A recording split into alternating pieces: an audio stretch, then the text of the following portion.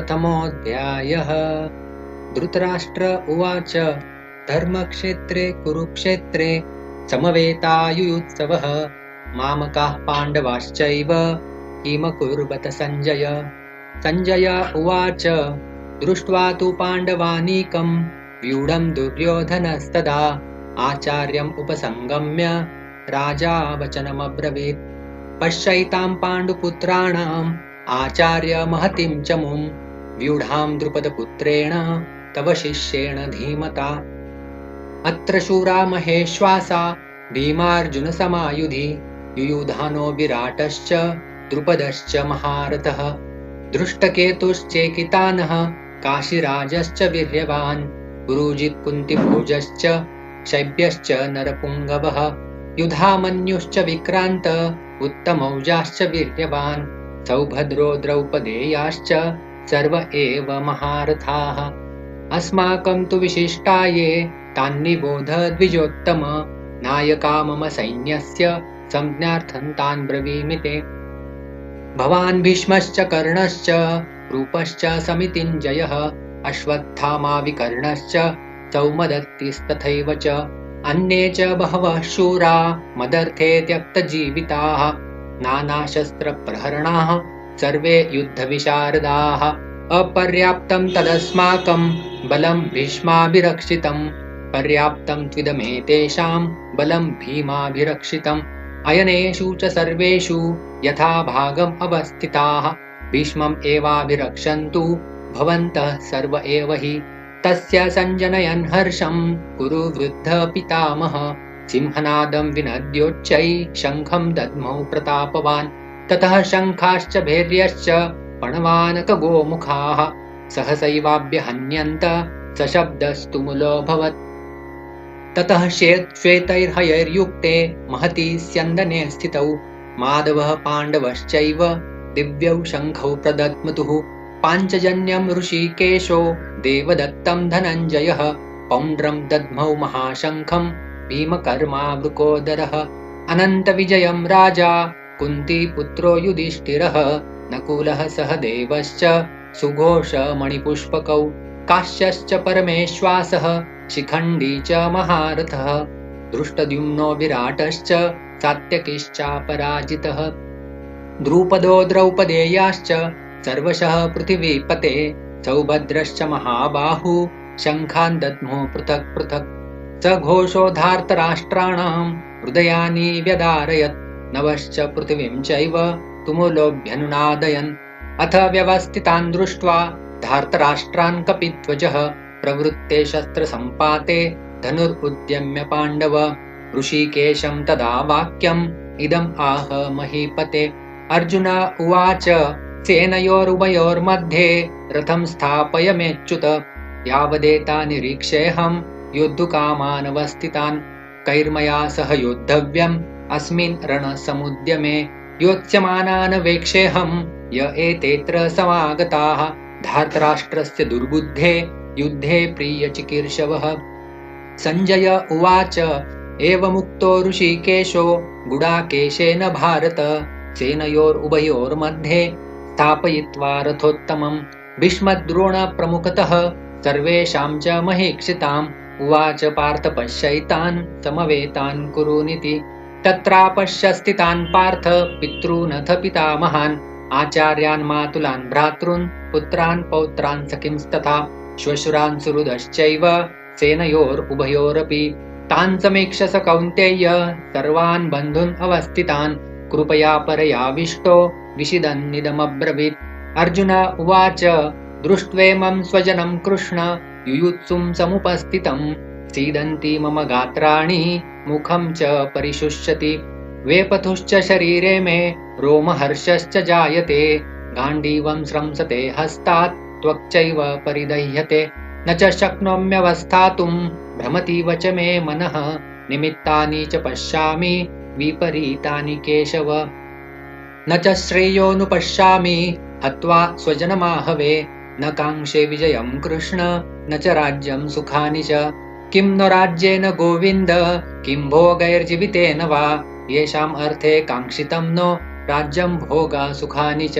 तैमेव स्थिता युद्धे प्राणां त्यक्त्वा धनानि च आचार्याः पितरः पुत्रास्तथैव च पितामहा मातुला श्वशुरा पौत्राः शालाः सम्बन्धिनस्तथा एतान्न हन्तुमिच्छामि घ्नतोऽपि मधुसूदन अपि त्रैलोक्यराज्यस्य हेतुः किं नो महि कृते निहत्य धार्तराष्ट्रान्नः का प्रीतिः स्याज्जनार्दन पापमेवाश्रयेदस्मान् हत्वैतानाततायिनः तस्मान्नार्हा वयं हन्तुं धार्तराष्ट्रान् स्वबान्धवान् स्वजनं हि कथं हत्वा सुखिनः स्याम माधव यद्यप्येतेन पश्यन्ति लोभोपहतचेतसः कुलक्षयकृतं दोषं मित्रद्रोहे च पातकम् कथं न ज्ञेयम् अस्माभिः पापादस्मान् निवर्तितुं कुलक्षयकृतं दोषं प्रपश्यद्भिर्जनार्दन कुलक्षये प्रणश्यन्ति कुलधर्मा सनातनाः धर्मे नष्टे कुलं कृत्स्नम् अधर्मोऽभिभवत्युत अधर्माभिभवात् कृष्ण प्रदुष्यन्ति कुलस्त्रियः स्त्रीषु दुष्टासु वार्ष्णेय जायते वर्णसङ्करः सङ्करो नरकायैव कुलघ्नानां कुलस्य च पतन्ति पितरो ह्येषां लुप्तपिण्डोदकक्रियाः दोषैरेतैः कुलघ्नानां वर्णसङ्करकारकैः उत्साद्यन्ते जातिधर्मा कुलधर्माश्च शाश्वताः उत्सन्नकुलधर्माणां मनुष्याणां जनार्दन नरके नियतं वासो भवतीत्यनुशुश्रुम अहो बत महत्पापं कर्तुं व्यवसिता वयं यद्राज्यसुखलोभेन हन्तुं स्वजनमुद्यताः यदि माम् अप्रतीकारम् अशस्त्रं शस्त्रपाणयः धार्तराष्ट्रारणे हन्युस्तन्मे क्षेमतरं भवेत् सञ्जय उवाच एवमुक्त्वार्जुनः सङ्ख्ये रथोपस्थ उपाविशत् विसृज्य सशरं चापं शोकसंविघ्नमानसः ॐ तत्सदिति श्रीमद्भगवद्गीतासु उपनिषत्सु ब्रह्मविद्यायां योगशास्त्रे श्रीकृष्णार्जुनसंवादे अर्जुनविषादयोगो नाम प्रथमोऽध्यायः। अथ द्वितीयोऽध्यायः। सञ्जय उवाच तं तथा कृपयाभीष्टम् अश्रुपूर्णाकुलेक्षणं विषदन्तमिदं वाक्यम् उवाच मधुसूदनः। श्रीभगवान् उवाच कुतस्त्वाकश्मलमिदं विषमे समुपस्थितम् अनार्यजुष्टम् अस्वर्ग्यम् अकीर्तिकरमर्जुन क्लैब्यमास्मगमः पार्थ नैतत्त्वय्युपपद्यते क्षुद्रं हृदय दौर्बल्यं त्यक्तोत्तिष्ठ परन्तप। अर्जुन उवाच कथं भीष्ममहं सङ्ख्ये द्रोणं च मधुसूदन इषुभिः प्रतियोत्स्यामि पूजार्हा वरिसूदन गुरून् हत्वा हि महानुभावान् श्रेयो भोक्तुं भैक्षमपीह लोके हत्वार्थकामांस्तु गुरूनिहैव भुञ्जीय भोगान् रुधिरप्रतिग्धान् न चैतद्विद्मः कतरन्नो गरीयो यद्वा जयेम यदि वा नो जयेयुः यानेव हत्वा न जिजीविषामस्तेव स्थिता प्रमुखे धार्तराष्ट्राः कार्पण्यदोषोपहतः स्वभावः पृच्छामि त्वां धर्मसम्मूढचेता यच्छ्रेयस्यानिश्चितं ब्रूहि तन्मे शिष्यस्तेऽहं शाधि मां त्वां प्रपन्नं न हि प्रपश्यामि ममापनुद्यात् यच्छोकमुच्छोषणम् इन्द्रियाणाम् अवाप्य भूमा वसपत्नवृद्धं राज्यं सुराणामपि चाधिपत्यम्। सञ्जय उवाच एवमुक्त्वा ऋषिकेशं गुडाकेशः परन्तपः न योत्स्य इति गोविन्दम् उक्त्वा तूष्णीं बभूवः। तमुवाच ऋषिकेशः प्रहसन्निव भारत सेनयोरुभयोर्मध्ये विषिदन्तमिदं वचः।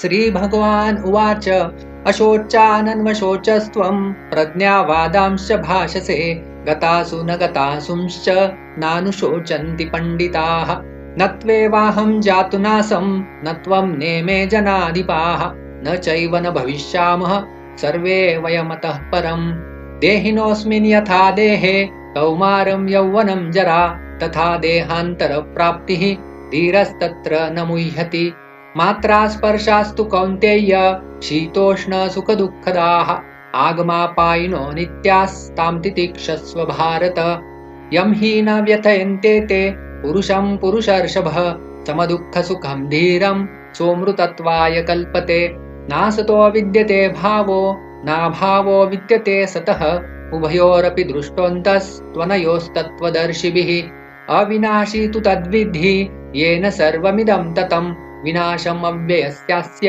न कश्चित् कर्तुम् अर्हति अन्तवन्तैमे देहा नित्यस्योक्ता शरीरिणः अनाशिनो प्रमेयस्य तस्माद्युध्यस्व भारत य एनं वेत्ति हन्तारं यश्चैनं मन्यते हतम् उभौ तौ न विजानीतो नायं हन्ति न हन्यते न जायते म्रियते वा कदाचिन्नायं भूत्वा भविता वा न भूयः अजो नित्यशाश्वतोऽयं पुराणो न हन्यते हन्यमाने शरीरे वेदाविनाशिनं नित्यं य एनम् अजमव्ययं कथं स पुरुषः पार्थ कं घातयति हन्तिकम् वासांसि जीर्णानि यथा विहाय नवानि गृह्णाति नरोपराणि तथा शरीराणि विहाय जीर्णानि अन्यानि संयाति नवानि देहि नैनं छिन्दन्ति शस्त्राणि नैनं दहति पावकः न चैनं क्लेदयन्त्यापो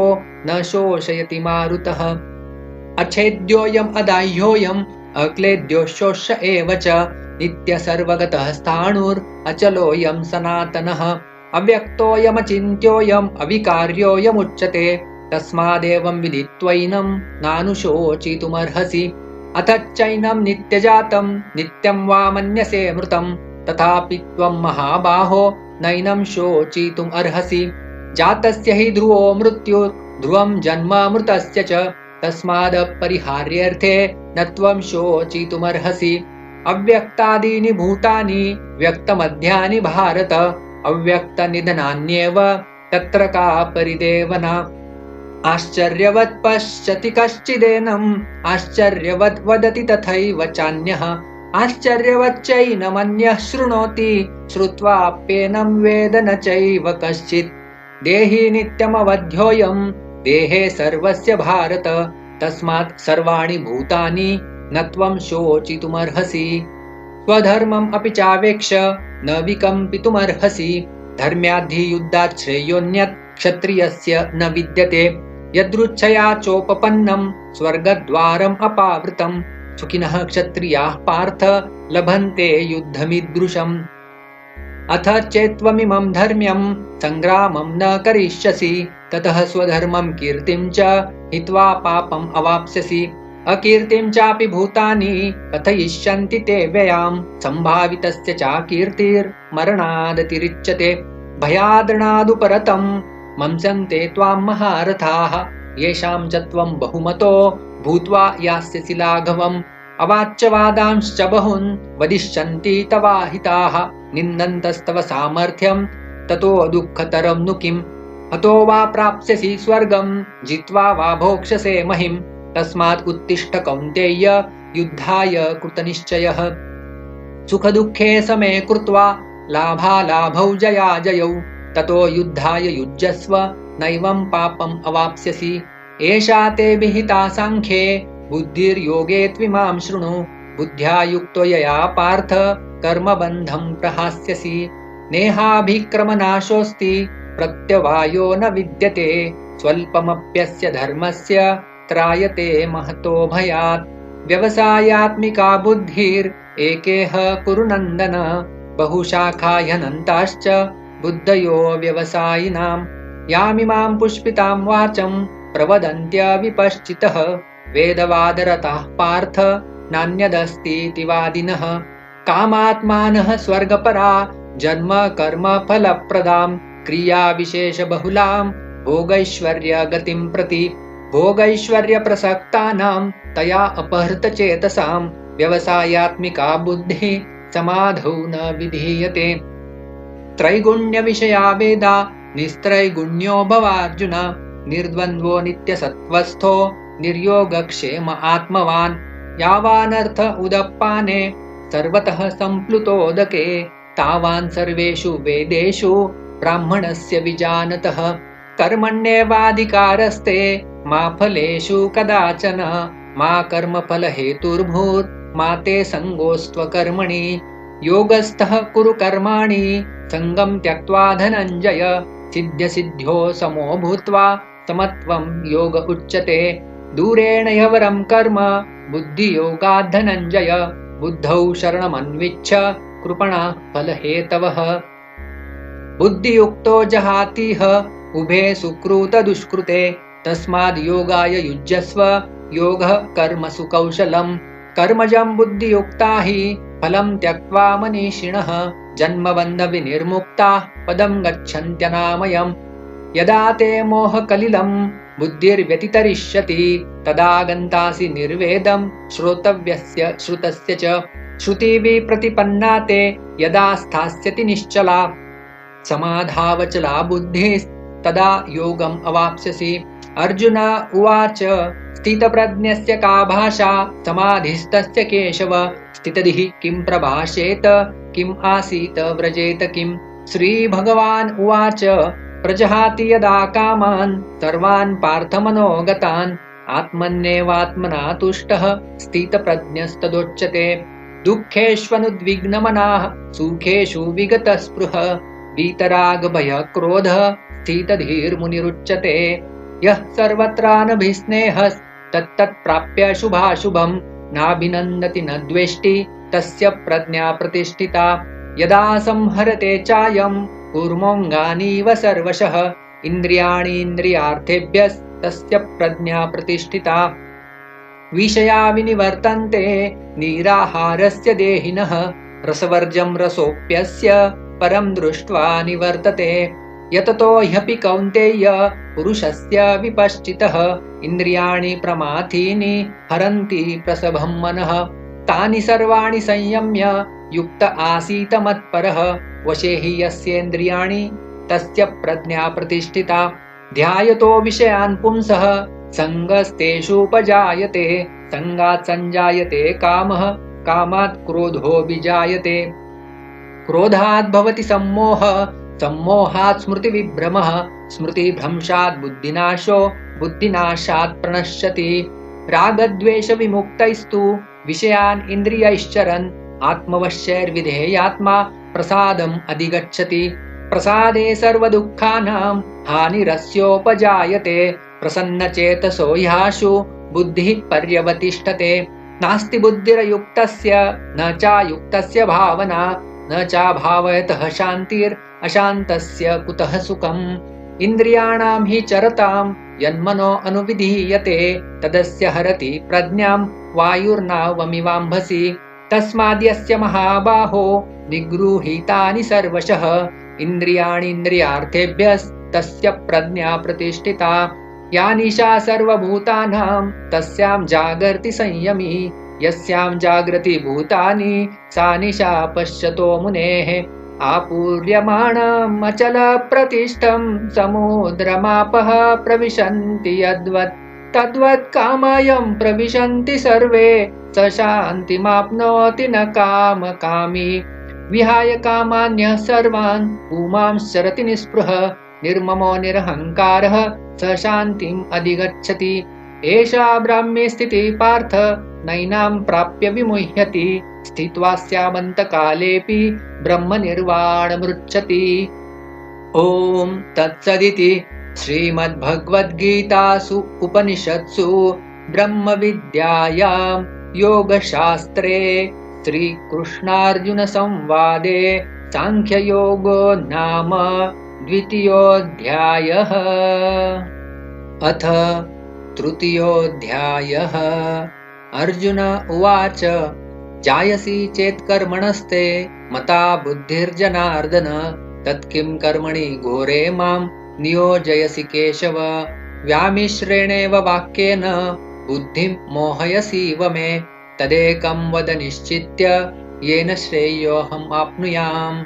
श्रीभगवान् उवाच लोकेऽस्मिन् द्विविधा निष्ठा पुरा प्रोक्ता मया नघ ज्ञानयोगेन साङ्ख्यानां कर्मयोगेन योगिनां न कर्मणामनारम्भान् नैष्कर्म्यं पुरुषोऽश्नुते न च सन्न्यसनादेव सिद्धिं समधिगच्छति न हि कश्चित् क्षणमपि जातु तिष्ठत्य कर्मकृत् कार्यते ह्यवशः कर्म सर्वः प्रकृतिजैर्गुणैः कर्मेन्द्रियाणि संयम्य य आस्ते मनसा स्मरन् इन्द्रियार्थान् विमूढात्मा मिथ्याचारः स उच्यते यस्त्विन्द्रियाणि मनसा नियम्यारभते अर्जुन कर्मेन्द्रियैः कर्मयोगम् असक्तः स विशिष्यते नियतं कुरु कर्मत्वं कर्मज्यायो ह्यकर्मणः शरीरयात्रापि च ते न प्रसिद्धेद कर्मणः यज्ञार्थात् कर्मणोऽन्यत्र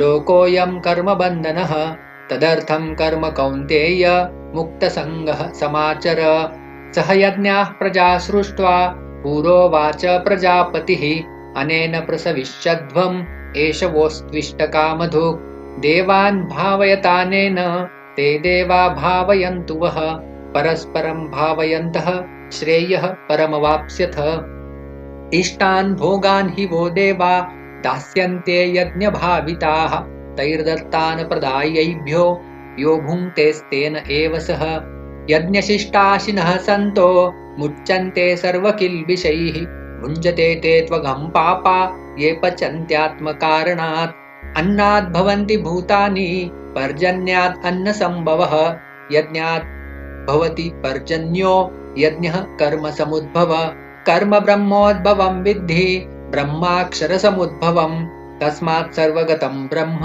नित्यं यज्ञे प्रतिष्ठितम् एवं प्रवर्तितं चक्रं नानुवर्तयति हयः अघायुरिन्द्रियारामो मोघं पार्थ स जीवति यस्त्वात्मरतिरेव स्यात् आत्मतृप्तश्च मानवः आत्मन्येव च सन्तुष्टः तस्य कार्यं न विद्यते नैव तस्य कृतेनार्थो नाकृतेनेह कश्चन न चास्य सर्वभूतेषु कश्चित् अर्थव्यपाश्रयः तस्माद् असक्तः सततं कार्यं कर्म समाचर असक्तो ह्याचरन् कर्म परम् आप्नोति पुरुषः कर्मणैव हि संसिद्धिम् आस्थिता जनकादयः लोकसङ्ग्रहमेवापि सम्पश्यन् कर्तुमर्हसि यद्यद् आचरति श्रेष्ठस्तत्तद् एवेतरो जनः स यत्प्रमाणं कुरुते लोकस्तत् अनुवर्तते न मे पार्थास्ति कर्तव्यं त्रिषु लोकेषु किञ्चन नानवाप्तमवाप्तव्यं वर्त एव च कर्मणि यदि ह्यहं न वर्तेयं जातु कर्मण्यतन्द्रितः मम वर्त्मानुवर्तन्ते मनुष्याः पार्थ सर्वशः उत्सिदेयुरिमे लोका न कुर्यां कर्म चेदहं शङ्करस्य च कर्ता स्याम् उपहन्यामिमः प्रजाः सक्तः कर्मण्य विद्वांसो यथा कुर्वन्ति भारत कुर्याद् विद्वांस्तथा सक्तः चिकीर्षुर्लोकसङ्ग्रहं न बुद्धिभेदं जनयेत् अज्ञानां कर्मसङ्गिनां जोषयेत् सर्वकर्माणि विद्वान् युक्तः समाचरन् प्रकृतेः क्रियमाणानि गुणैः कर्माणि सर्वशः अहङ्कार विमूढात्मा कर्ताहम् इति मन्यते तत्त्ववित्तु महाबाहो गुणकर्म विभागयोः गुणागुणेषु वर्तन्त इति मत्वा न सज्जते प्रकृतेर्गुणसम्मूढा सज्जन्ते गुणकर्मसु तान् कृत्स्नविदो मन्दान् कृत्स्नविन्न विचालयेत् मयि सर्वाणि कर्माणि सन्न्यस्याध्यात्मचेतसा निराशीर्निर्ममो भूत्वा युध्यस्व विगतज्वरः ये मे मतमिदं नित्यम् अनुतिष्ठन्ति मानवाः श्रद्धावन्तोऽनुसूयन्तो मुच्यन्ते तेऽपि कर्मभिः ये त्वेददभ्यसूयन्तो नानुतिष्ठन्ति मे मतम् सर्वज्ञानविमूढांस्तान् विद्धि नष्टान् चेतसः सदृशं चेष्टते स्वस्याः प्रकृतेर्ज्ञानवानपि प्रकृतिं यान्ति भूतानि निग्रह किं करिष्यति इन्द्रियस्येन्द्रियस्यार्थे रागद्वेषौ व्यवस्थितौ तयोर्नवशमागच्छेत् तौ ह्यस्य परिपन्थिनौ श्रेयान् स्वधर्मो विगुणः परधर्मात् स्वनुष्ठितात् स्वधर्मे निधनं श्रेयः परधर्मो भयावह अर्जुन उवाच अथ केन प्रयुक्तोऽयं पापं चरति पुरुषः अनिच्छन्नपि वार्ष्णेय बलादिव नियोजितः श्रीभगवान् उवाच काम एष क्रोध एष रजो गुणसमुद्भवः महाशनो महापाप्मा विद्येनम् इह वैरिणम् धूमेनाव्रियते वह्निर् यथादर्शो मलेन च यथोल्बेनावृतो गर्भस्तथा तेनेदमावृतम् आवृत्तं ज्ञानमेतेन ज्ञानिनो नित्यवैरिणा कामरूपेण कौन्तेय दुष्पुरेण नलेन च इन्द्रियाणि मनोबुद्धिरस्याधिष्ठानमुच्यते एतैर्विमोहयत्येष ज्ञानम् आवृत्य देहिनम् तस्मात्त्वमिन्द्रियाण्यादौ नियम्य भरतर्षभ पाप्मानं प्रजहीहेनं ज्ञानविज्ञाननाशनम् इन्द्रियाणि पराण्याहुः इन्द्रियेभ्यः परं मनः मनसस्तु परा बुद्धिर्यो बुद्धे परतस्तु सः एवं बुद्धे परं बुद्ध्वा संस्तभ्यात्मानमात्मना जहि शत्रुं महाबाहो कामरूपं दुरासदम् ॐ तत्सदिति श्रीमद्भगवद्गीतासु उपनिषत्सु ब्रह्मविद्यायां योगशास्त्रे श्रीकृष्णार्जुनसंवादे कर्मयोगो नाम तृतीयोऽध्यायः। अथ चतुर्थोऽध्यायः। श्रीभगवान् उवाच इमं विवस्वते योगं प्रोक्तवानहमव्ययम् विवस्वान्मनवे प्राह मनुरिक्ष्वाकवे ब्रवीत् एवं परम्परा प्राप्तम् इमं राजर्षयो विदुः स कालेनेह महता योगो नष्टः परन्तप स एवायं मया तेद्य योगः प्रोक्तः पुरातनः भक्तोऽसि मे सखा चेति रहस्यम् एतदुत्तमम्। अर्जुन उवाच अपरं भवतो जन्म परं जन्म विवस्वतः कथम् एतद्विजानीयां त्वमादौ प्रोक्तवानिति। श्रीभगवान् उवाच बहूनि मे व्यतीतानि जन्मानि तव चार्जुन तान्यहं वेद सर्वाणि न त्वं वेत्थ परन्तप अजोऽपि सन्नव्ययात्मा भूतानाम् ईश्वरोऽपि सन् प्रकृतिं स्वामधिष्ठाय सम्भवाम्यात्ममायया यदा यदा हि धर्मस्य ग्लानिर्भवति भारत अभ्युत्थानमधर्मस्य तदात्मानं सृजाम्यहम् परित्राणाय साधूनां विनाशाय च दुष्कृतां धर्मसंस्थापनार्थाय सम्भवामि युगे युगे जन्म कर्म च मे दिव्यम् एवं यो वेत्ति तत्त्वतः त्यक्त्वा देहं पुनर्जन्म नैति मामेति सोऽर्जुन वीतरागभयक्रोधा मन्मया मामुपाश्रिताः बहवो ज्ञानतपसा पूता मद्भावमागताः ये यथा मां प्रपद्यन्ते तांस्तथैव भजाम्यहम् मम वर्त्मानुवर्तन्ते मनुष्याः पार्थ सर्वशः काङ्क्षन्तः कर्मणां सिद्धिं यजन्त इह देवताः क्षिप्रं हि मानुषे लोके सिद्धिर्भवति कर्मजा चातुर्वर्ण्यं मया सृष्टं गुणकर्म विभागशः तस्य कर्तारमपि मां विद्यकर्तारमव्ययम् न मां कर्माणि लिम्पन्ति न मे कर्मफले स्पृहा इति मां योऽभिजानाति कर्मभिर्न स बध्यते एवं ज्ञात्वा कृतं कर्म पूर्वैरपि मुमुक्षुभिः कुरु कर्मैव तस्मात् त्वं पूर्वैः पूर्वतरं कृतं किं कर्म किमकर्मेति कवयोऽप्यत्र मोहिताः तत्ते कर्म प्रवक्ष्यामि यज्ञात्वा मोक्षसे शुभात् कर्मणो ह्यपि बोद्धव्यं च विकर्मणः अकर्मणश्च बोद्धव्यं गहना कर्मणो गतिः कर्मण्यकर्म यः पश्येत् अकर्मणि च कर्म यः स बुद्धिमान् मनुष्येषु स युक्तः कृत्स्नकर्मकृत् यस्य सर्वे समारम्भा कामसङ्कल्पवर्जिताः ज्ञानाग्निदग्धकर्माणं तमाहुः पण्डितं बुधाः त्यक्त्वा कर्मफलासङ्गं नित्यतृप्तो निराश्रयः कर्मण्यभिप्रवृत्तोऽपि नैव किञ्चित् करोति सः निराशीर्यत चित्तात्मा त्यक्त सर्वपरिग्रह शारीरं केवलं कर्म कुर्वन्नाप्नोति किल्बिषम् यदृच्छालाभसन्तुष्टो द्वन्द्वातीतो विमत्सरः समः सिद्धावसिद्धौ च कृत्वापि न निबध्यते गतसङ्गस्य मुक्तस्य ज्ञानावस्थितचेतसः यज्ञायाचरतः कर्म समग्रं प्रविलीयते ब्रह्मार्पणं ब्रह्महवि ब्रह्माग्नौ ब्रह्मणाहुतं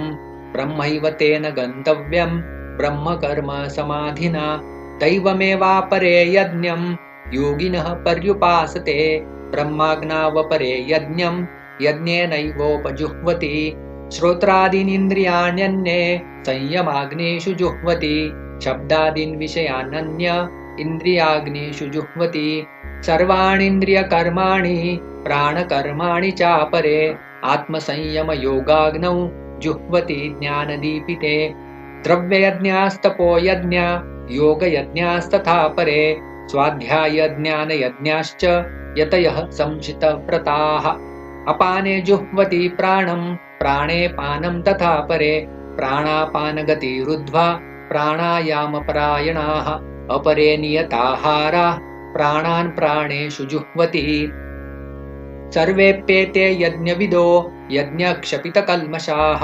यज्ञशिष्टामृतभुजो यान्ति ब्रह्म सनातनं नायं लोकोऽस्त्य यज्ञस्य कुतोऽन्यः कुरु सत्तम एवं बहुविधा यज्ञा वितता ब्रह्मणो मुखे कर्मजान् विद्दितान् सर्वान् एवं ज्ञात्वा विमोक्षसे श्रेयान् द्रव्यमयाद् यज्ञात् ज्ञानयज्ञः परन्तप सर्वं कर्माखिलं पार्थ ज्ञाने परिसमाप्यते तद्विद्धि प्रणिपातेन परिप्रश्नेन सेवया उपदेक्षन्ति ते ज्ञानं ज्ञानिनस्तत्त्वदर्शिनः यज्ञात्वा न पुनर्मोहम् एवं यास्यसि पाण्डव येन भूतान्यशेषाणि द्रक्ष्यस्यात्मन्यथो मयि अपि चेदसि पापेभ्यः सर्वेभ्यः पापकृत्तमः सर्वं ज्ञानप्लवेनैव वृजिनं सन्तरिष्यसि यथैधांसि समिद्धोऽग्निर्भस्मसात् कुरुते अर्जुन ज्ञानाग्नि सर्वकर्माणि भस्मसात् कुरुते तथा न हि ज्ञानेन सदृशं पवित्रम् इह विद्यते तत्स्वयं योगसंसिद्धः कालेनात्मनि विन्दति श्रद्धावान् लभते ज्ञानं तत्परः संयतेन्द्रियः ज्ञानं लब्ध्वा परां शान्तिम् अचिरेणाधिगच्छति अज्ञश्चाश्रद्धधानश्च संशयात्मा विनश्यति नायं लोकोऽस्ति न परो न सुखं संशयात्मनः योगसन्न्यस्तकर्माणं ज्ञानसञ्छिन्न संशयम् आत्मवन्तं न कर्माणि निबध्नन्ति धनञ्जय तस्मादज्ञानसम्भूतं हृत्स्थं ज्ञानासीनात्मनः चित्वैनं संशयं योगम् आत्तिष्ठोत्तिष्ठ भारत ॐ तत्सदिति श्रीमद्भगवद्गीतासु उपनिषत्सु ब्रह्मविद्यायां योगशास्त्रे श्रीकृष्णार्जुनसंवादे ज्ञानकर्मसन्न्यासयोगो नाम चतुर्थोऽध्यायः। अथ पञ्चमोऽध्यायः। अर्जुन उवाच सन्न्यासं कर्मणां कृष्ण पुनर्योगं च शंससि यच्छ्रेय एतयोरेकं तन्मे ब्रूहि सुनिश्चितम्। श्रीभगवानुवाच सन्न्यासः कर्मयोगश्च निःश्रेयसकरावुभौ तयोस्तु कर्मसन्न्यासात् कर्मयोगो विशिष्यते। ज्ञेयः स नित्यसन्न्यासी यो न द्वेष्टि न काङ्क्षति निर्द्वन्द्वो हि महाबाहो सुखं बन्धात् प्रमुच्यते। साङ्ख्ययोगौ पृथक् बालाः प्रवदन्ति न पण्डिताः एकमप्यास्थितः सम्यक् उभयोर्विन्दते फलम्। यत्साङ्ख्ये प्राप्यते स्थानं तद्योगैरपि गम्यते एकं साङ्ख्यं च योगं च यः पश्यति स पश्यति। सन्न्यासस्तु महाबाहो दुःखम् आप्तुम् अयोगतः योगयुक्तो मुनिर्ब्रह्म न चिरेणाधिगच्छति। योगयुक्तो विशुद्धात्मा विजितात्मा जितेन्द्रियः सर्वभूतात्मभूतात्मा कुर्वन्नपि न लिप्यते। नैव किञ्चित् करोमीति युक्तो मन्येत तत्त्ववित् पश्यन् शृण्वन् स्पृशन् जिघ्रन् अश्नन् गच्छन् स्वपन् श्वसन् प्रलपन् विसृजन् गृह्णन् उन्मिषन् निमिषन्नपि इन्द्रियाणि इन्द्रियार्थेषु वर्तन्त इति धारयन् ब्रह्मण्याधाय कर्माणि सङ्गं त्यक्त्वा करोति यः लिप्यते न स पापेन पद्मपत्रम् इवाम्भसा।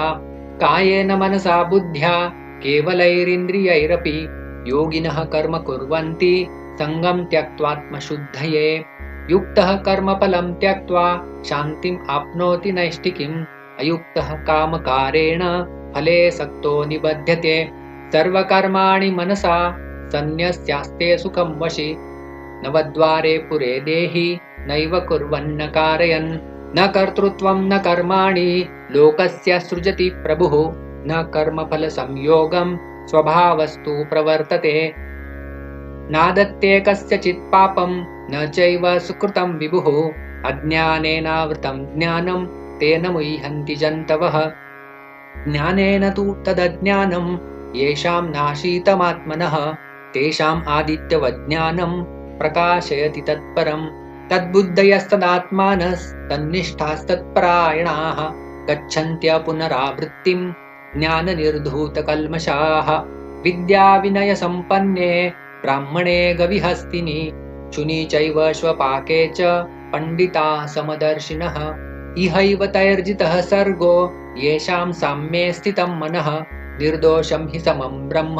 तस्मात् ब्रह्मणि ते स्थिताः न प्रहृष्यत् प्रियं प्राप्य नोद्विजेत् प्राप्य चाप्रियं स्थिरबुद्धिरसम्मूढो ब्रह्मविद् ब्रह्मणि स्थितः बाह्यस्पर्शेष्वसक्तात्मा विन्दत्यात्मनि यत्सुखं स ब्रह्मयोगयुक्तात्मा सुखमक्षयमश्नुते ये हि संस्पर्शजा भोगा दुःखयोनय एव ते आद्यन्तवन्तः कौन्तेय न तेषु रमते बुधः शक्नोति हैव यः सोढुं प्राक्शरीरविमोक्षणात् कामक्रोधोद्भवं वेगं स युक्तः स सुखी नरः योऽन्तः सुखोऽन्तरारामस्तथान्तर्ज्योतिरेव यः स योगी ब्रह्मनिर्वाणं ब्रह्मभूतोऽधिगच्छति लभन्ते ब्रह्मनिर्वाणं ऋषयः क्षीणकल्मषाः छिन्नद्वैधायतात्मानः सर्वभूतहिते रताः कामक्रोधविमुक्तानां यतीनां यतचेतसाम्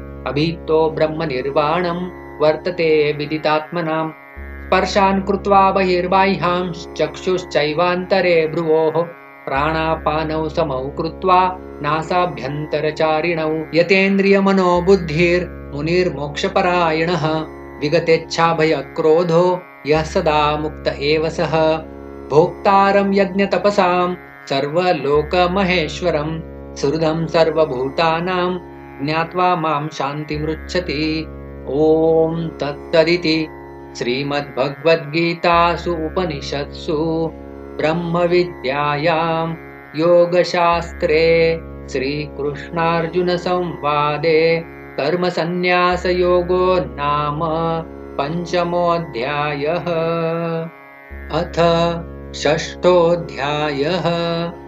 श्रीभगवान् उवाच अनाश्रितः कर्मफलं कार्यं कर्म करोति यः स सन्न्यासी च योगी च न निरग्निर्न चाक्रियः यं सन्न्यासमिति प्राहुर्योगं तं विद्धि पाण्डव न ह्यसन्न्यस्तसङ्कल्पो योगी भवति कश्चन आरुरुक्षोर्मुनेर्योगं कर्म कारणमुच्यते योगारूढस्य तस्यैव शमः कारणमुच्यते यदा हीनेन्द्रियार्थेषु न कर्मस्वनुषज्यते सर्वसङ्कल्पसन्न्यासी योगारूढस्तदोच्यते उद्धरेदात्मनात्मानं नात्मानम् अवसादयेत् आत्मैव ह्यात्मनो बन्धुरात्मैव रिपुरात्मनः बन्धुरात्मात्मनस्तस्य येनात्मैवात्मना जितः अनात्मनस्तु शत्रुत्वे वर्तेतात्मैव शत्रुवत् जितात्मनः प्रशान्तस्य परमात्मा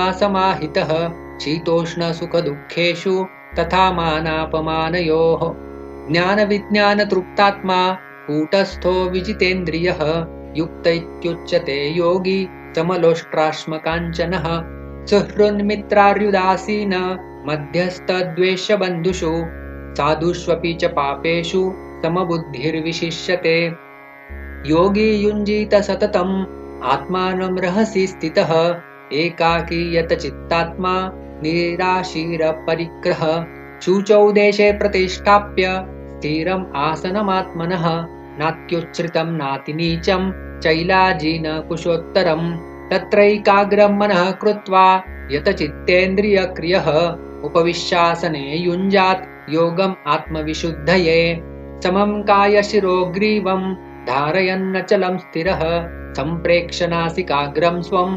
दिशश्चानवलोकयन् प्रशान्तात्मा विगतभिर्ब्रह्मचारी व्रते स्थितः मनः संयम्य मच्चित्तो युक्त आसीत मत्परः युञ्जन्नेवं सदात्मानं योगी नियतमानसः शान्तिं निर्वाण परमां मत्संस्थामधिगच्छति नात्यश्नतस्तु योगोऽस्ति न चैकान्तम् अनश्नतः न चाति स्वप्नशीलस्य जाग्रतो नैव चार्जुन युक्ताहारविहारस्य युक्तचेष्टस्य कर्मसु युक्तस्वप्नावबोधस्य योगो भवति दुःखः यदा विनियतं चित्तम् आत्मन्येवावतिष्ठते निःस्पृहः सर्वकामेभ्यो युक्त इत्युच्यते तदा यथा दीपो निवातस्थो नेङ्गते सोपमा स्मृता योगिनो यतचित्तस्य युञ्जतो योगमात्मनः यत्रोपरमते चित्तं निरुद्धं योगसेवया यत्र चैवात्मनात्मानं पश्यन्नात्मनि तुष्यति सुखम् आत्यन्तिकं यत्तत् बुद्धिग्राह्यम् अतीन्द्रियं व्यक्ति यत्र न चैवायं स्थितश्चलति तत्त्वतः यं लब्ध्वा चापरं लाभं मन्यतेनाधिकं ततः यस्मिन् स्थितो न दुःखेन गुरुणापि विचाल्यते तं विद्यात् दुःखसंयोगं वियोगयोगसंज्ञितं स निश्चयेन योक्तव्यो योगो निर्विण्णचेतसा सङ्कल्पप्रभवान् कामान् त्यक्त्वा सर्वान् शेषतः मनसैवेन्द्रियग्रामं विनियम्य समन्ततः शनैः शनैरुपरमेत् बुद्ध्या धृतिगृहीतया आत्मसंस्थं मनः कृत्वा न किञ्चिदपि चिन्तयेत् यतो यतो निश्चलति मनश्चञ्चलमस्थिरं ततस्ततो नियम्येतत् आत्मन्येव वशं नयेत्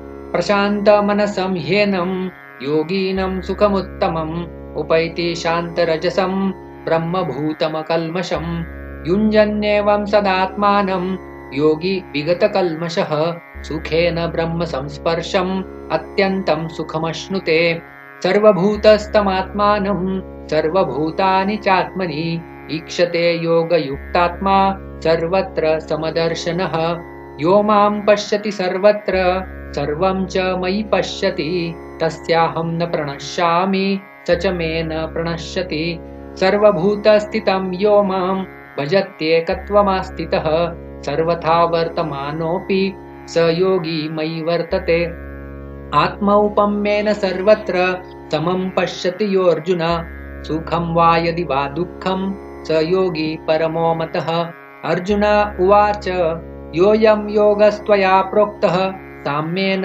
मधुसूदन एतस्याहं न पश्यामि चञ्चलत्वास्थितिं स्थिरां चञ्चलं हि मनः कृष्ण प्रमाथि बलवद्दृढं तस्याहं निग्रहं मन्ये वायोरिव सुदुष्करम् श्रीभगवानुवाच असंशयं महाबाहो मनो दुर्निग्रहं चलम् अभ्यासेन तु कौन्तेय वैराग्येण च गृह्यते असंयतात्मना योगो दुष्प्राप इति मे मतिः वश्यात्मना तु यतता शक्यो वाप्तुम् उपायतः अर्जुन उवाच अयतिः श्रद्धयोपेतो योगाच्चलितमानसः अप्राप्य योगसंसिद्धिं कां गतिं कृष्ण गच्छति कच्चिन्नो भयविभ्रष्टश्छिन्नाभ्रमिव नश्यति अप्रतिष्ठो महाबाहो विमूढो ब्रह्मणः पथि एतन्मे संशयं कृष्ण छेत्तुमर्हस्य शेषतः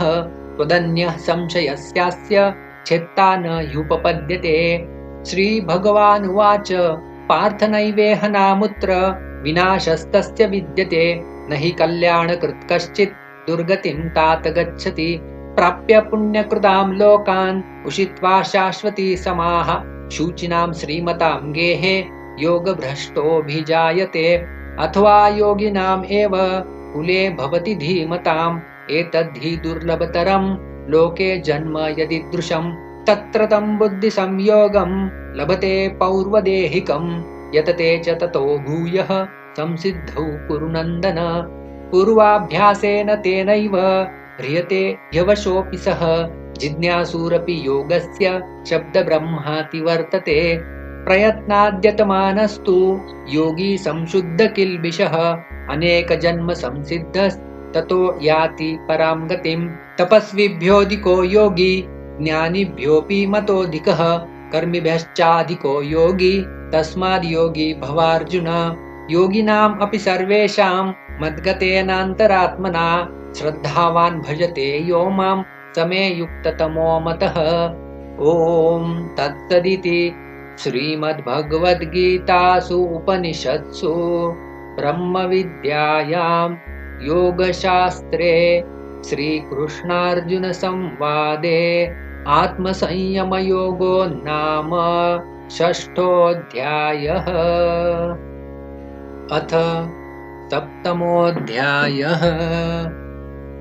श्रीभगवानुवाच मय्यासक्तमनः पार्थ योगं युञ्जन्मदाश्रयः असंशयं समग्रं मां यथा ज्ञास्यसि तच्छृणु। ज्ञानं तेऽहं सविज्ञानम् इदं वक्ष्याम्यशेषतः यज्ञात्वा नेह भूयोऽन्यत् ज्ञातव्यम् अवशिष्यते।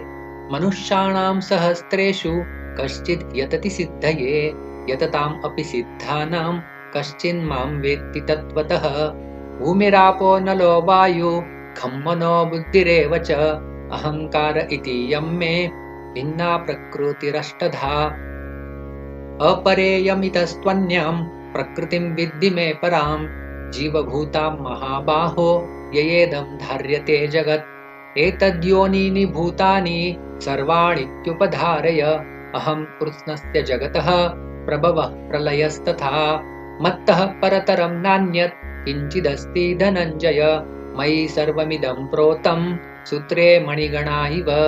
रसोऽहमप्सु कौन्तेय प्रभास्मि शशिसूर्ययोः प्रणवः सर्ववेदेषु शब्दः खे पौरुषं नृषु।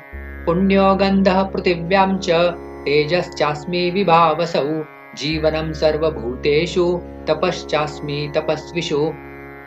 बीजं मां सर्वभूतानां विद्धि पार्थ सनातनं बुद्धिर्बुद्धिमतामस्मि तेजस्तेजस्विनामहम्। बलं बलवतां चाहं कामरागविवर्जितं धर्माविरुद्धो भूतेषु कामोऽस्मि भरतर्षभ। ये चैव सात्विका भावा राजसास्तामसाश्च ये मत्त एवेति तान् विद्धि न त्वहं तेषु ते मयि। त्रिभिर्गुणमयैर्भावैरेभिः सर्वमिदं जगत् मोहितं नाभिजानाति मामेभ्यः परमव्ययम्। दैवी ह्येषा गुणमयी मम माया दुरत्यया मामेव ये प्रपद्यन्ते मायाम् एतां तरन्ति ते। न मां दुष्कृतिनो मूढा प्रपद्यन्ते नराधमाः मायया अपहृतज्ञाना आसुरं भावमाश्रिताः। चतुर्विधा भजन्ते मां जनाः सुकृतिनोऽर्जुन आर्तो जिज्ञासुरर्तार्थी ज्ञानी च भरतर्षभ। तेषां ज्ञानी नित्ययुक्त एकभक्तिर्विशिष्यते प्रियो हि ज्ञानिनोत्यर्थम् अहं स च मम प्रियः। उदाराः सर्व एवैते ज्ञानी त्वात्मैव मे मतम् आस्थितः स हि युक्तात्मा मामेवानुत्तमां गतिम्। बहूनां जन्मनामन्ते ज्ञानवान् मां प्रपद्यते वासुदेवः सर्वमिति स महात्मा सुदुर्लभः। कामैस्तैस्तैहृतज्ञाना प्रपद्यन्त्यन्यदेवताः तं तं नियममास्ताय प्रकृत्या नियता स्वया।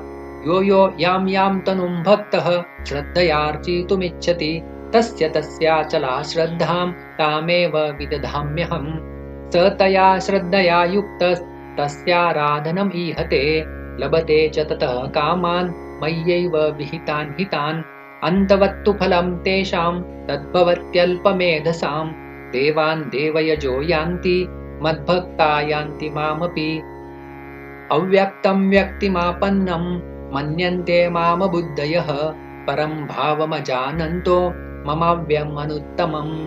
नाहं प्रकाशः सर्वस्य योगमाया समावृतः मूढोऽयं नाभिजानाति लोको माम् अजमव्ययम्। वेदाहं समतीतानि वर्तमानानि चार्जुन भविष्याणि च भूतानि मां तु वेद न कश्चन। इच्छाद्वेषसमुत्थेन द्वन्द्वमोहेन भारत सर्वभूतानि सम्मोहं सर्गे यान्ति परन्तप। येषां त्वन्तगतं पापं जनानां पुण्यकर्मणां ते द्वन्द्वमोहनिर्मुक्ता भजन्ते मां दृढव्रताः। जरामरणमोक्षाय मामाश्रित्य यतन्ति ये ते ब्रह्म तद्विदुः कृत्स्नम् अध्यात्मं कर्म चाखिलम् साधिभूतादिदैवं मां साधियज्ञं च ये विदुः प्रयाणकालेऽपि च मां ते विदुर्युक्तचेतसः।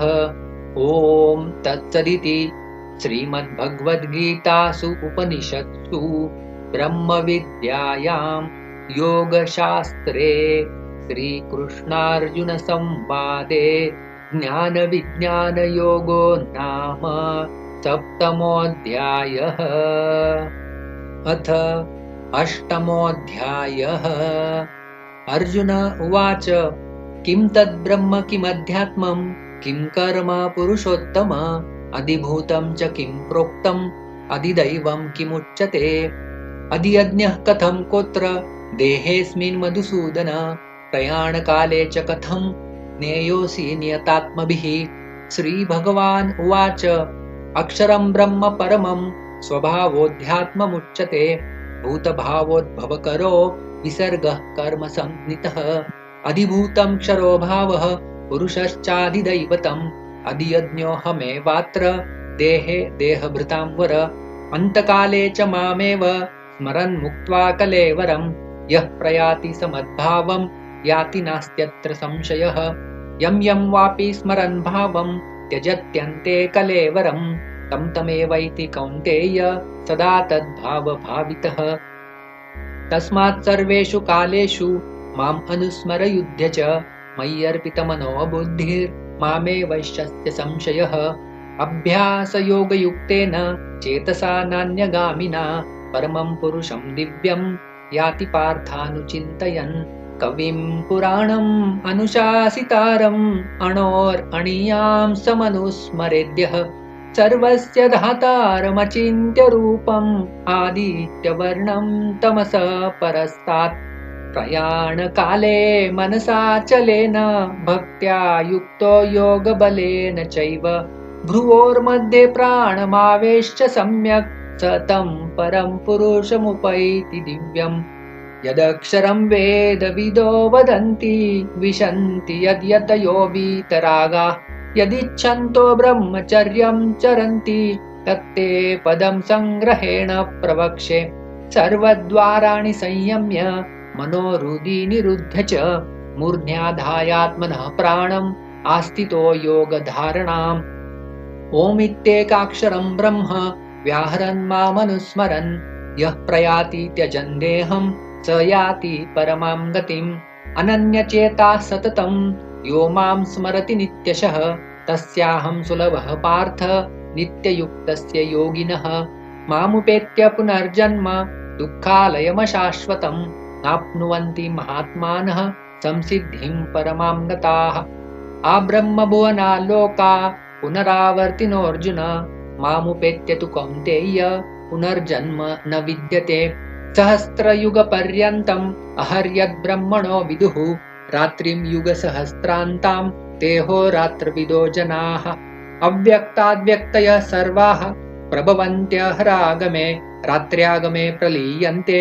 तत्रैवाव्यक्तसंज्ञके भूतग्रामः स एवायं भूत्वा भूत्वा प्रलीयते रात्र्यागमे वशः पार्थ प्रभवत्यहरागमे परस्तस्मात्तु भावोऽन्यो अव्यक्तो व्यक्तात् सनातनः यः स सर्वेषु भूतेषु नश्यत्सु न विनश्यति अव्यक्तोऽक्षर इत्युक्तस्तमाहु परमां गतिं यं प्राप्य न निवर्तन्ते तद्धाम परमं मम पुरुषः स परः पार्थ भक्त्या लभ्यस्त्वनन्यया यस्यान्तस्थानि भूतानि येन सर्वमिदं ततं यत्र काले त्वनावृत्तिम् आवृत्तिं चैव योगिनः प्रयाता यान्ति तं कालं वक्ष्यामि भरतर्षभ अग्निर्ज्योतिरः शुक्लः षण्मासा उत्तरायणं तत्र प्रयाता गच्छन्ति ब्रह्म ब्रह्मविदो जनाः धूमो रात्रिस्तथा कृष्णः षण्मासा दक्षिणायनं तत्र चान्द्रमसं ज्योतिर्योगी प्राप्य निवर्तते शुक्लकृष्णगति ह्येते जगतः शाश्वते मते एकया यात्यनावृत्तिम् अन्यया वर्तते पुनः नैते श्रुति पार्थ जानन् योगी मुह्यति कश्चन तस्मात् सर्वेषु कालेषु योगयुक्तो भवार्जुन वेदेषु यज्ञेषु तपसु चैव दानेषु यत्पुण्यफलं प्रदिष्टम् अत्येति तत्सर्वमिदं विदित्वा योगी परं स्थानमुपैति चाद्यम्। ॐ तत्सदिति श्रीमद्भगवद्गीतासु उपनिषत्सु ब्रह्मविद्यायां योगशास्त्रे श्रीकृष्णार्जुनसंवादे अक्षरब्रह्मयोगो नाम 8मोऽध्यायः। अथ 9मोऽध्यायः। श्रीभगवानुवाच इदं तु ते गुह्यतमं प्रवक्ष्याम्यनसूयवे ज्ञानं विज्ञानसहितं यज्ञात्वा मोक्षसे शुभात्। राजविद्या राजगुह्यं पवित्रम् इदमुत्तमं प्रत्यक्षावगमं धर्म्यं सुसुखं कर्तुमव्ययम्। अश्रद्धधाना पुरुषा धर्मस्यास्य परन्तप अप्राप्य मां निवर्तन्ते मृत्युसंसारवर्त्मनि। मया ततमिदं सर्वं जगदव्यक्तमूर्तिना मत्स्थानि सर्वभूतानि न चाहं तेष्वस्थितः न च मत्स्थानि भूतानि पश्य मे योगमैश्वरम्। भूतभृन्न च भूतस्थो ममात्मा भूतभावनः। यथाकाशस्थितो नित्यं वायुः सर्वत्र गो महान् तथा सर्वाणि भूतानि मत्स्थानीत्युपधारय। सर्वभूतानि कौन्तेय प्रकृतिं यान्ति मामिकां कल्पक्षये पुनस्तानि कल्पादौ विसृजाम्यहम्। प्रकृतिं स्वामवष्टभ्य विसृजामि पुनः पुनः। भूतग्राममिमं कृत्स्नम् अवशं प्रकृतेर्वशात् न च मां तानि कर्माणि निबध्नन्ति धनञ्जय। उदासीनवदासीनम् असक्तं तेषु कर्मसु मयाध्यक्षेण प्रकृतिः सूयते सचराचरम्। हेतुनानेन कौन्तेय जगद्विपरिवर्तते। अवजानन्ति मां मूढा मानुषीं तनुमाश्रितं परं भावमजानन्तो मम भूतमहेश्वरम्। मोघाशामोघकर्माणो मोघज्ञानाविचेतसः राक्षसीम् आसुरीं चैव प्रकृतिं मोहिनीं श्रिताः। महात्मानस्तु मां पार्थ दैवीं प्रकृतिमाश्रिताः भजन्त्यनन्यमनसो ज्ञात्वा भूतादिमव्ययम्। सततं कीर्तयन्तो मां यतन्तश्च दृढव्रताः नमस्यन्तश्च मां भक्त्या नित्ययुक्ता उपासते। ज्ञानयज्ञेन चाप्यन्ये यजन्तो मामुपासते। एकत्वेन पृथक्त्वेन बहुधा विश्वतोमुखम्। अहं क्रतुरहं यज्ञः स्वदाहम् अहमौषधम् मन्त्रोऽहम् अहमेवाज्यम् अहम् अग्निरहं हुतम्। पिताहमस्य जगतो माता धाता पितामह वेद्यं पवित्रम् ओङ्कार ऋक्साम यजुरेव च। गतिर्भर्ता प्रभुः साक्षी निवासः शरणं सुहृत् प्रभवः प्रलयः स्थानं निधानं बीजमव्ययम्। तपाम्यहम् अहं वर्षं निगृह्णाम्युत्सृजामि च अमृतं चैव मृत्युश्च सदसच्चाहमर्जुन। त्रैविद्या मां सोमपापूतपापा यज्ञैरिष्ट्वा स्वर्गतिं प्रार्थयन्ते ते पुण्यमासाद्य सुरेन्द्रलोकम् अश्नन्ति दिव्यान् दिवि देव भोगान्। ते तं भुक्त्वा स्वर्गलोकं विशालं क्षीणे पुण्ये मर्त्यलोकं विशन्ति। एवं त्रैधर्ममनुप्रपन्ना गतागतं कामकामा लभन्ते। अनन्याश्चिन्तयन्तो मां ये जनाः पर्युपासते तेषां नित्याभियुक्तानां योगक्षेमं वहाम्यहम्। येऽप्यन्यदेवता भक्ता यजन्ते श्रद्धयान्विताः तेऽपि मामेव कौन्तेय यजन्त्यविधिपूर्वकम्। अहं हि सर्वयज्ञानां भोक्ता च प्रभुरेव च न तु माम् अभिजानन्ति तत्त्वेन तश्चवन्ति ते। यान्ति देवव्रता देवान् पितॄन् यान्ति पितृव्रताः भूतानि यान्ति भूतेज्या यान्ति मद्याजिनोऽपि माम्। पत्रं पुष्पं फलं तोयं यो मे भक्त्या प्रयच्छति तदहं भक्ति उपहृतम् अश्नामि प्रयतात्मनः। यत्करोषि यदश्नासि यज्जुहोषि ददासि यत्तपस्यसि कौन्तेय तत्कुरुष्व मदर्पणम्।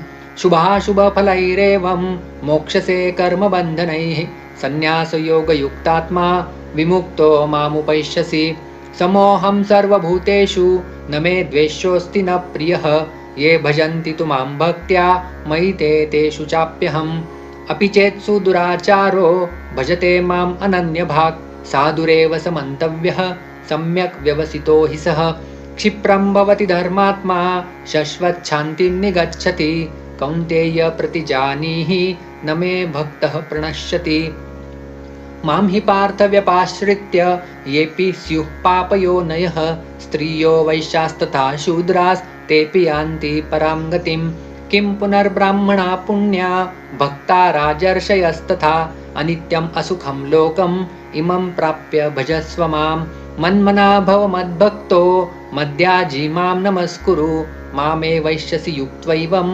आत्मानं मत्परायणः। ॐ तत्सदिति श्रीमद्भगवद्गीतासु उपनिषत्सु ब्रह्मविद्यायां योगशास्त्रे श्रीकृष्णार्जुनसंवादे राजविद्या राजगुह्ययोगो नाम 9मोऽध्यायः। अथ 10मोऽध्यायः। श्रीभगवान् उवाच भूय एव महाबाहो शृणु मे परमं वचः यत्तेऽहं प्रीयमाणाय वक्ष्यामि हितकाम्यया न मे विदुः सुरगणाः प्रभवं न महर्षयः अहम् आदिर्हि देवानां महर्षीणां च सर्वशः यो माम् अजम् अनादिं च वेत्ति लोकमहेश्वरम् असम्मूढः समर्थेषु सर्वपापैः प्रमुच्यते बुद्धिर्ज्ञानमसम्मोहः क्षमा सत्यं दमः शमः सुखं दुःखं भवो भावो भयं चाभयमेव च अहिंसा समता तुष्टिः तपोदानं यशो यशः भवन्ति भावा भूतानां मत्त एव पृथग्विदाः महर्षयः सप्त पूर्वे चत्वारो मनवस्तथा मद्भावा मानसा जाता येषां लोक इमाः प्रजाः एतां विभूतिं योगं च मम यो वेत्ति तत्त्वतः सोऽविकल्पेन योगेन युज्यते नात्र संशयः अहं सर्वस्य प्रभवो मत्तः सर्वं प्रवर्तते इति मत्वा भजन्ते मां बुधा भावसमन्विताः मच्चित्ता मदगतप्राणा बोधयन्तः परस्परं कथयन्तश्च मां नित्यं तुष्यन्ति च रमन्ति च तेषां सततयुक्तानां भजतां प्रीतिपूर्वकं ददामि बुद्धियोगं तं येन माम् उपयान्ति ते तेषाम् एवानुकम्पार्थम् अहम् अज्ञानजं तमः नाशयाम्यात्मभावस्थो ज्ञानदीपेन भास्वता। अर्जुन उवाच परं ब्रह्म परं धाम पवित्रं परमं भवान् पुरुषं शाश्वतं दिव्यम् आदिदेवम् अजं विभुम् आहुस्त्वां ऋषयः सर्वे देवर्षिर्नारदस्तथा असितो देवलो व्यासः स्वयं चैव ब्रवीषि मे सर्वमेतदृतं मन्ये यन्मां वदसि केशव न हि ते भगवन् व्यक्तिं विदुर्देवा न दानवाः स्वयमेवात्मनात्मानं वेत्थत्वं पुरुषोत्तम भूतभावन भूतेश देवदेव जगत्पते वक्तुमर्हस्य शेषेण दिव्या ह्यात्मविभूतयः याभिर्विभूतिभिर्लोकान् इमांस्त्वं व्याप्य तिष्ठसि कथं विद्यामहं योगिं त्वां सदा परिचिन्तयन् केषु केषु च भावेषु चिन्त्योऽसि भगवन्मया विस्तरेणात्मनो योगं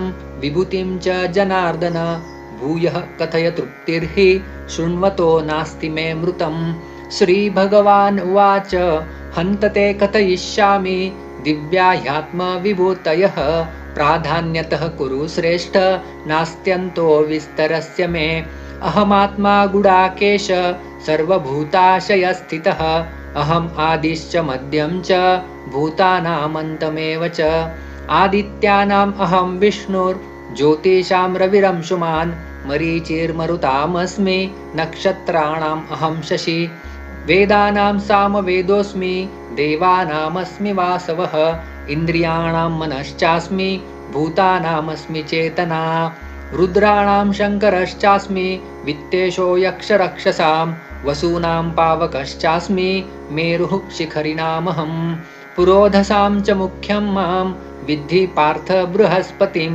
सेनानीनाम् अहं स्कन्दः सरसाम् अस्मि सागरः महर्षीणां भृगुरहं गिरामस्मेकमक्षरं यज्ञानां जपयज्ञोऽस्मि स्थावराणां हिमालयः अश्वत्थः सर्ववृक्षाणां देवर्षीणां च नारदः गन्धर्वाणां चित्ररथः सिद्धानां कपिलो मुनिः उच्चैश्रवसमश्वानां विद्धि माममृतोद्भवम् ऐरावतं गजेन्द्राणां नराणां च नराधिपम् आयुधानाम् अहं वज्रं धेनूनामस्मि कामधुक् प्रजनश्चास्मि कन्दर्पः सर्पाणामस्मि वासुकिः अनन्तश्चास्मि नागानां वरुणो यादसामहं पितॄणामर्यमा चास्मि यमः संयमतामहं प्रह्लादश्चास्मि दैत्यानां कालः कलयतामहं मृगाणां च मृगेन्द्रोऽहं वैनतेयश्च पक्षिणां पवनः पवतामस्मि रामः शस्त्रभृतामहं झषाणां मकरश्चास्मि स्रोतसामस्मि जाह्नवी सर्गाणामादिरन्तश्च मध्यं चैवाहमर्जुन अध्यात्मविद्याविद्यानां वादः प्रवदतामहम् अक्षराणाम् अकारोऽस्मि द्वन्द्वः सामासिकस्य च अहम् एवाक्षयः कालो धाताहं विश्वतोमुखम् मृत्युः सर्वहरश्चाहम् उद्भवश्च भविष्यतां कीर्तिः श्रीर्वाक्च नारीणां स्मृतिर्मेधा धृतिः क्षमा बृहत्साम तथा साम्नां गायत्री छन्दसामहं मासानां मार्गशीर्षोऽहं ऋतूनां कुसुमाकरः द्यूतं चलयतामस्मि तेजस्तेजस्विनामहं जयोऽस्मि व्यवसायोऽस्मि सत्त्वं सत्त्ववतामहं वृष्णीनां वासुदेवोऽस्मि पाण्डवानां धनञ्जयः मुनीनाम् अप्यहं व्यासः कवीनाम् उशना कविः दण्डो दमयतामस्मि नीतिरस्मि जिगीषतां मौनं चैवास्मि गुह्यानां ज्ञानं ज्ञानवतामहं यच्चापि सर्वभूतानां बीजं तदहमर्जुन न तदस्ति विना यत्स्यान् मया भूतं चराचरं नान्तोऽस्ति मम दिव्यानां विभूतीनां परन्तप एष तुद्देशतः प्रोक्तो विभूतेर्विस्तरो मया यद्यद्विभूतिमत्सत्त्वं श्रीमदूर्जितमेव वा तत्तदेवावगच्छत्वं मम तेजोंशसम्भवम् अथवा बहुनैतेन किं ज्ञातेन तवार्जुन विष्टभ्याहमिदं कृत्स्नम् एकांशेन स्थितो जगत् ॐ तत्सदिति श्रीमद्भगवद्गीतासु उपनिषत्सु ब्रह्मविद्यायां योगशास्त्रे श्रीकृष्णार्जुनसंवादे विभूतियोगो नाम 10मोऽध्यायः।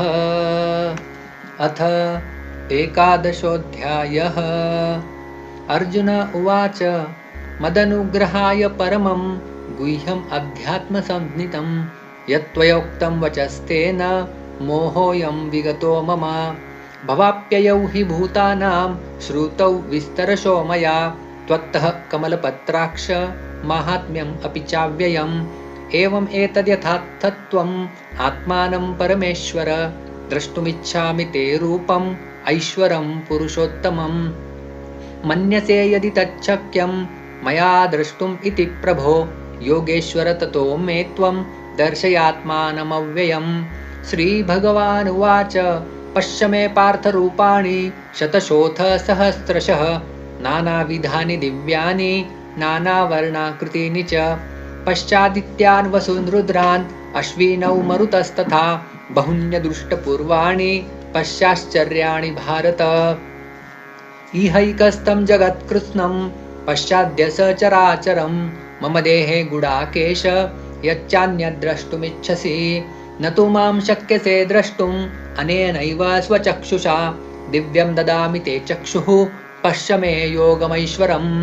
सञ्जय उवाच एवमुक्त्वा ततो राजन् महायोगेश्वरो हरिः दर्शयामास पार्थाय परमं रूपमैश्वरम् अनेकवक्त्रनयनम् अनेकाद्भुतदर्शनम् अनेकदिव्याभरणम् दिव्यानेकोद्यतायुधम् दिव्यमाल्याम्बरधरं दिव्यगन्धानुलेपनं सर्वाश्चर्यमयं देवम् अनन्तं विश्वतोमुखं दिवि सूर्यसहस्रस्य भवेद्युगपद उत्थिताः यदि भासदृशी सा स्यात् भासस्तस्य महात्मनः तत्रैकस्तं जगत्कृत्स्नं प्रविभक्तम् अनेकधा अपश्यद्देवदेवस्य शरीरे पाण्डवस्तदा ततः स विस्मयाविष्टो हृष्टरोमा धनञ्जयः प्रणम्य शिरसा देवं कृताञ्जलिरभाषत अर्जुन उवाच पश्यामि देवांस्तव देवदेहे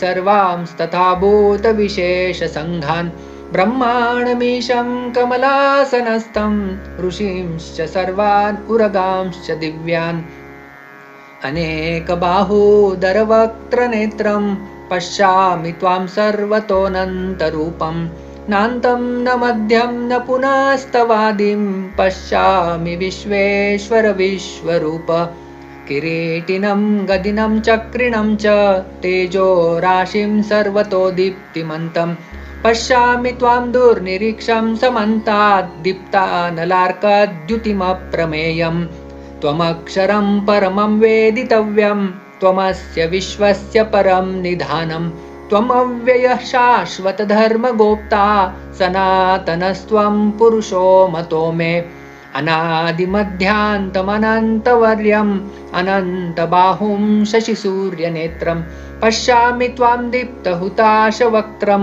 स्वतेजसा विश्वमिदं तपत्तम् द्यावा पृथिव्योरिदमन्तरं हि व्याप्तं त्वयैकेन दिशश्च सर्वाः दृष्ट्वाद्भुतं रूपमुग्रं तवेदं लोकत्रयं प्रव्यथितं महात्मन् अमीहि त्वां सूरसङ्घा विशन्ति केचिद्भीता प्राञ्जलयो गृह्णन्ति स्वस्तीत्युक्ता महर्षिसिद्धसङ्घा स्तुवन्ति त्वां स्तुतिभिः पुष्कलाभिः रुद्रादित्या वसवो ये च साध्या विश्वेश्विनौ मरुतश्चोष्मपाश्च गन्धर्वयक्षा सुरसिद्धसङ्गा वीक्षन्ते त्वां विस्मिताश्चैव सर्वे रूपं महत्ते बहुवक्त्रनेत्रं महाबाहो बहुबाहुरुपादं बहुदरं बहुदंष्ट्राकरालं दृष्ट्वा लोकाः प्रव्यथितास्तताहं नभःस्पृशं दीप्तमनेकवर्णं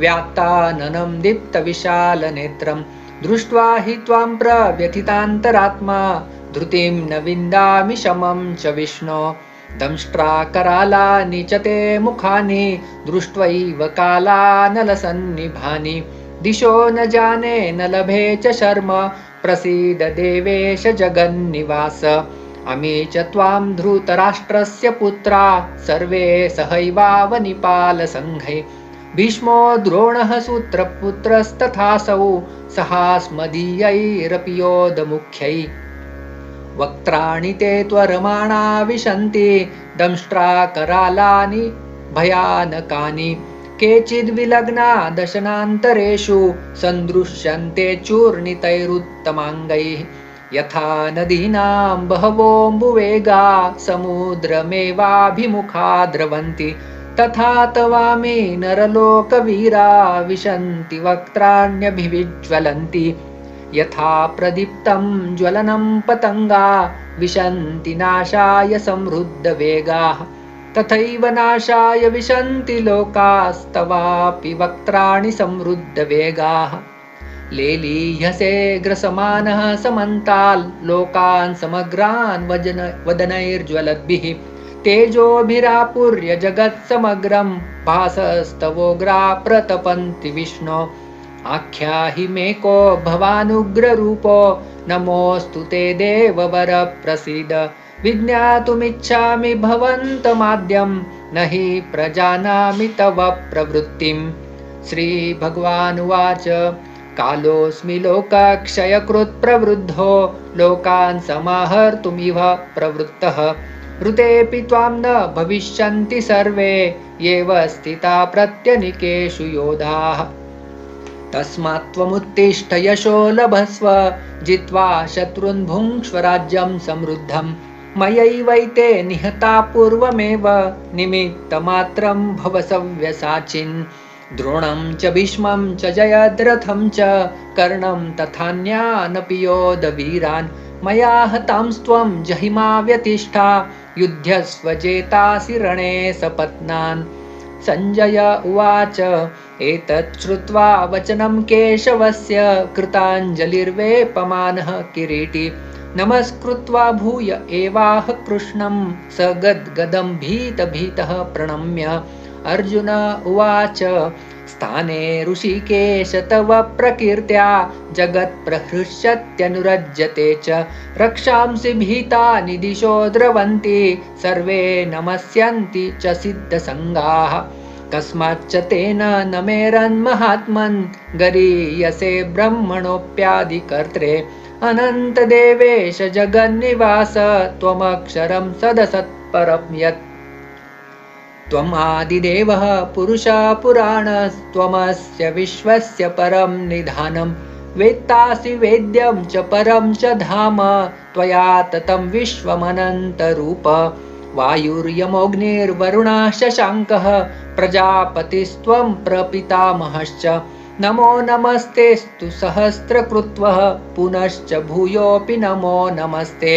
नमः पुरस्तादथ पृष्ठतस्ते नमोऽस्तु ते सर्वत एव सर्व अनन्तवीर्यामितविक्रमस्त्वं सर्वं समाप्नोषि ततोऽसि सर्वः। सखेति मत्वा प्रसभं यदुक्तं हे कृष्ण हे यादव हे सखेति अजानता महिमानं तवेदं मया प्रमादात् प्रणयेन वापि यच्चावहासार्थमसत्कृतोऽसि विहारशय्यासनभोजनेषु एकोऽथवाप्यच्युत तत्समक्षं तत्क्षामये त्वामहमप्रमेयम्। पितासि लोकस्य चराचरस्य त्वमस्य पूज्यश्च गुरुर्गरीयान् न त्वत्समोऽस्त्यभ्यधिकः कुतोऽन्यो लोकत्रयेऽप्यप्रतिमप्रभाव। तस्मात् प्रणम्य प्रणिधाय कायं प्रसादये त्वाम् अहमीशमीड्यं पितेव पुत्रस्य सखेव सख्यु प्रियः प्रियायार्हसि देव सोढुम्।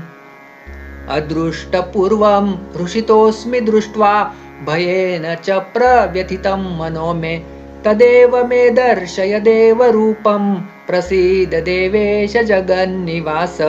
किरीटिनं गदिनं चक्रहस्तम् इच्छामि त्वां द्रष्टुमहं तथैव तेनैव रूपेण चतुर्भुजेन सहस्रबाहो भव विश्वमूर्ते।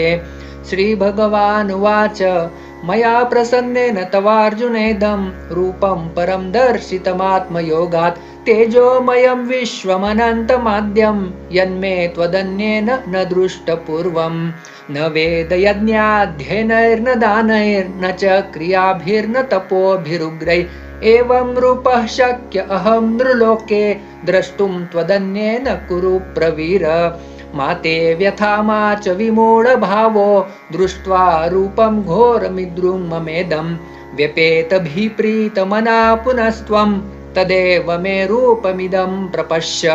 सञ्जय उवाच इत्यर्जुनं वासुदेवस्ततोक्त्वा स्वकं रूपं दर्शयामास भूयः आश्वासयामास च भीतमेनं भूत्वा पुनः सौम्य वपुर्महात्मा। अर्जुन उवाच दृष्ट्वेदं मानुषं रूपं तव सौम्यं जनार्दन इदानीमस्मि संवृत्तः सचेतः प्रकृतिं गतः। श्रीभगवानुवाच सुदुर्दर्शमिदं रूपं दृष्टवानसि यन्मम देवा अप्यस्य रूपस्य नित्यं दर्शिनकाङ्क्षिणः। नाहं वेदैर्न तपसा न दानेन न चेज्जया शक्य एवं विधो द्रष्टुं दृष्टवानसि मां यथा।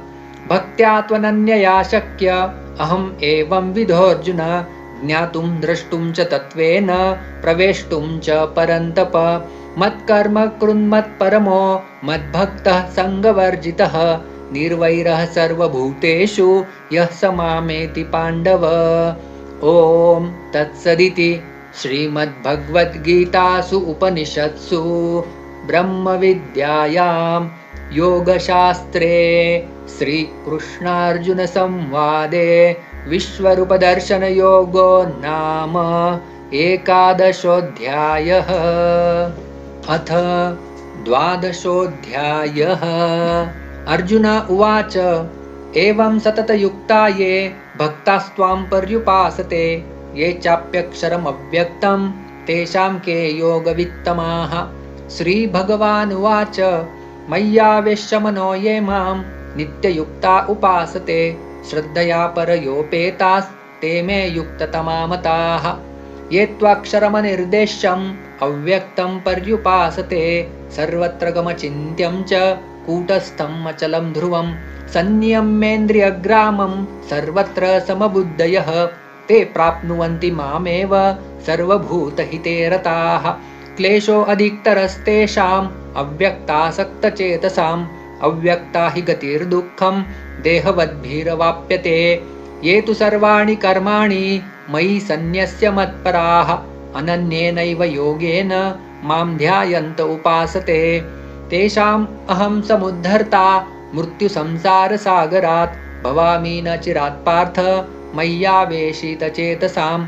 मय्येव मन आधत्स्व मयि बुद्धिं निवेशय निवसिष्यसि मय्येव अत ऊर्ध्वं न संशयः।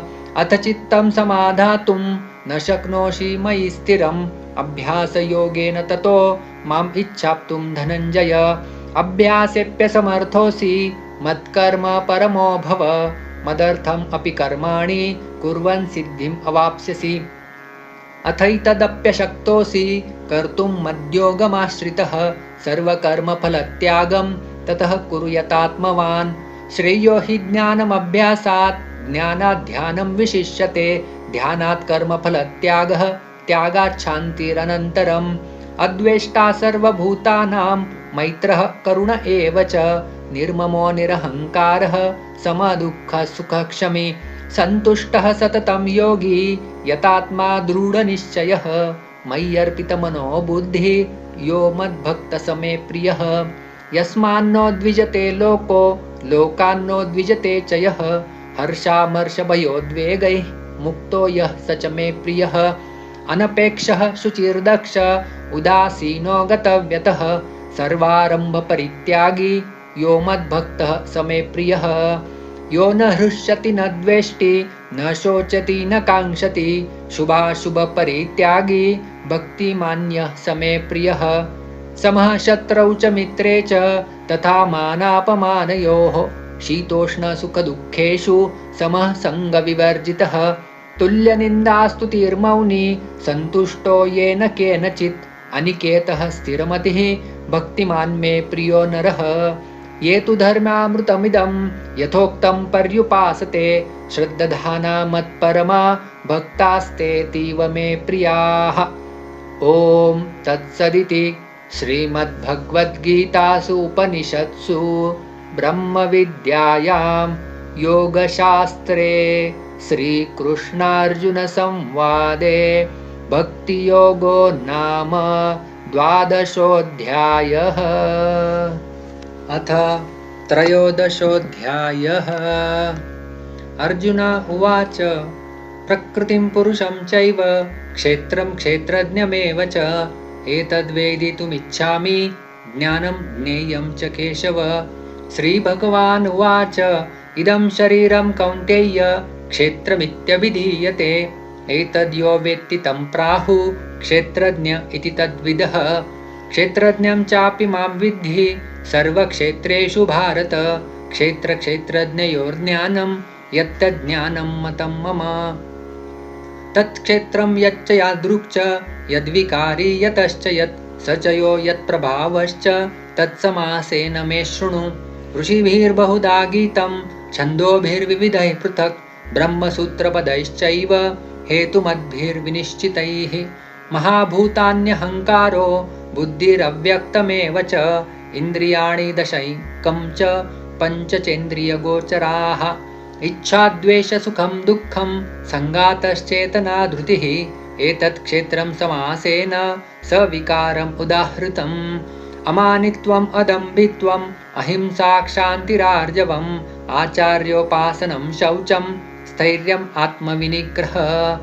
इन्द्रियार्थेषु वैराग्यम् अनहङ्कार एव च जन्म मृत्युजरा व्याधि दुःखदोषानुदर्शनम् असक्तिरनभिष्वङ्ग पुत्रदारगृहादिषु नित्यं च समचित्तत्वम् इष्टानिष्टोपपत्तिषु मयि चानन्ययोगेन भक्तिरव्यभिचारिणी विविक्तदेशसेवित्वम् अरतिर्जनसंसदि अध्यात्मज्ञाननित्यत्वम् तत्त्वज्ञानार्थदर्शनम् एतज्ज्ञानमिति प्रोक्तम् अज्ञानं यदतोऽन्यथा ज्ञेयं यत्तत् प्रवक्ष्यामि यज्ञात्वामृतमश्नुते अनादिमत्परं ब्रह्म न सत्तन्नासदुच्यते सर्वतः पाणिपादं तत् सर्वतोक्षिशिरोमुखं सर्वतः श्रुतिमल्लोके सर्वमावृत्य तिष्ठति सर्वेन्द्रियगुणाभासं सर्वेन्द्रियविवर्जितम् असक्तं सर्वभृच्चैव निर्गुणं गुणभोक्तृ च बहिरन्तश्च भूतानाम् अचरं चरमेव च सूक्ष्मत्वात्तद्विज्ञेयं दूरस्थं चान्तिके च तत् अविभक्तं च भूतेषु विभक्तम् इव च स्थितं भूतभर्तृ च तज्ज्ञेयं ग्रसिष्णु प्रभविष्णु च ज्योतिषामपि तज्ज्योतिस्तमसः पारमुच्यते ज्ञानं ज्ञेयं ज्ञानगम्यं हृदि सर्वस्य विष्ठितम् इति क्षेत्रं तथा ज्ञानं ज्ञेयं चोक्तं समासतः मद्भक्त एतद्विज्ञाय मद्भावायोपपद्यते प्रकृतिं पुरुषं चैव विद्यनादि उभावपि विकारांश्च गुणांश्चैव विद्धि प्रकृतिसम्भवान् कार्यकारणकर्तृत्वे हेतुः प्रकृतिरुच्यते पुरुषः सुखदुःखानां भोक्तृत्वे हेतुरुच्यते पुरुषः प्रकृतिस्थो हि भुङ्क्ते प्रकृतिजान् गुणान् कारणं गुणसङ्गोऽस्य सदसद्योनिजन्मसु उपद्रष्टानुमन्ता च भर्ता भोक्ता महेश्वरः परमात्मेति चाप्युक्तो देहेऽस्मिन् पुरुषः परः य एवं वेत्ति पुरुषं प्रकृतिं च गुणैः सह सर्वथा वर्तमानोऽपि न स भूयोऽभिजायते ध्यानेनात्मनि पश्यन्ति केचिदात्मानमात्मना अन्ये साङ्ख्येन योगेन कर्मयोगेन चापरे अन्ये त्वेवमजानन्तः श्रुत्वान्येभ्य उपासते तेऽपि चातितरन्त्येव मृत्युं श्रुतिपरायणाः यावत् सञ्जायते किञ्चित् सत्त्वं स्थावरजङ्गमं क्षेत्रक्षेत्रज्ञसंयोगात् तद्विद्धि भरतर्षभः समं सर्वेषु भूतेषु तिष्ठन्तं परमेश्वरं विनश्यत्स्व विनश्यन्तं यः पश्यति स पश्यति समं पश्यन् हि सर्वत्र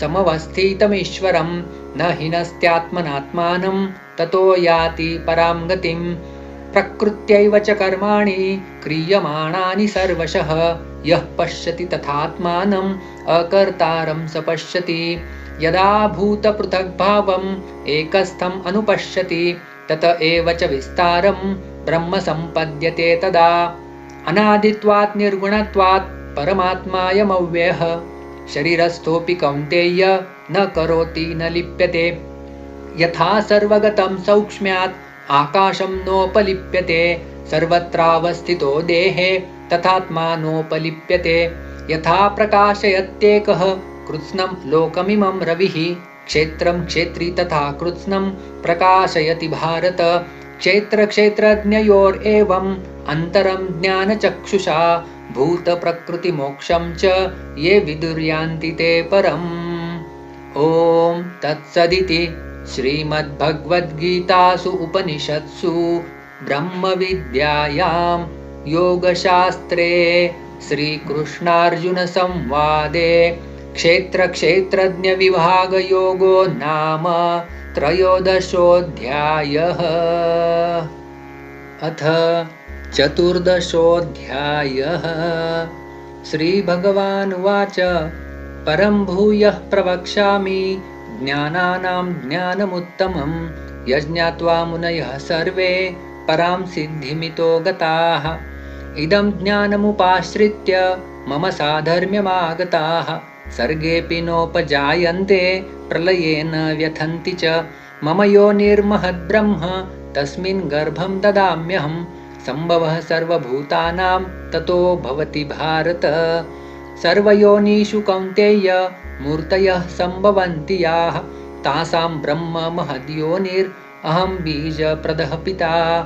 सत्त्वं रजस्तम इति गुणाः प्रकृतिसम्भवाः निबध्नन्ति महाबाहो देहे देहिनमव्ययम्। तत्र सत्त्वं निर्मलत्वात् प्रकाशकमनामयं सुखसङ्गेन बध्नाति ज्ञानसङ्गेन चानघ। रजो रागात्मकं विद्धि तृष्णासङ्गसमुद्भवं तन्निबध्नाति कौन्तेय कर्मसङ्गेन देहिनं। तमस्त्वज्ञानजं विद्धि मोहनं सर्वदेहिनां प्रमादालस्य निद्राभिस्तन्निबध्नाति भारत।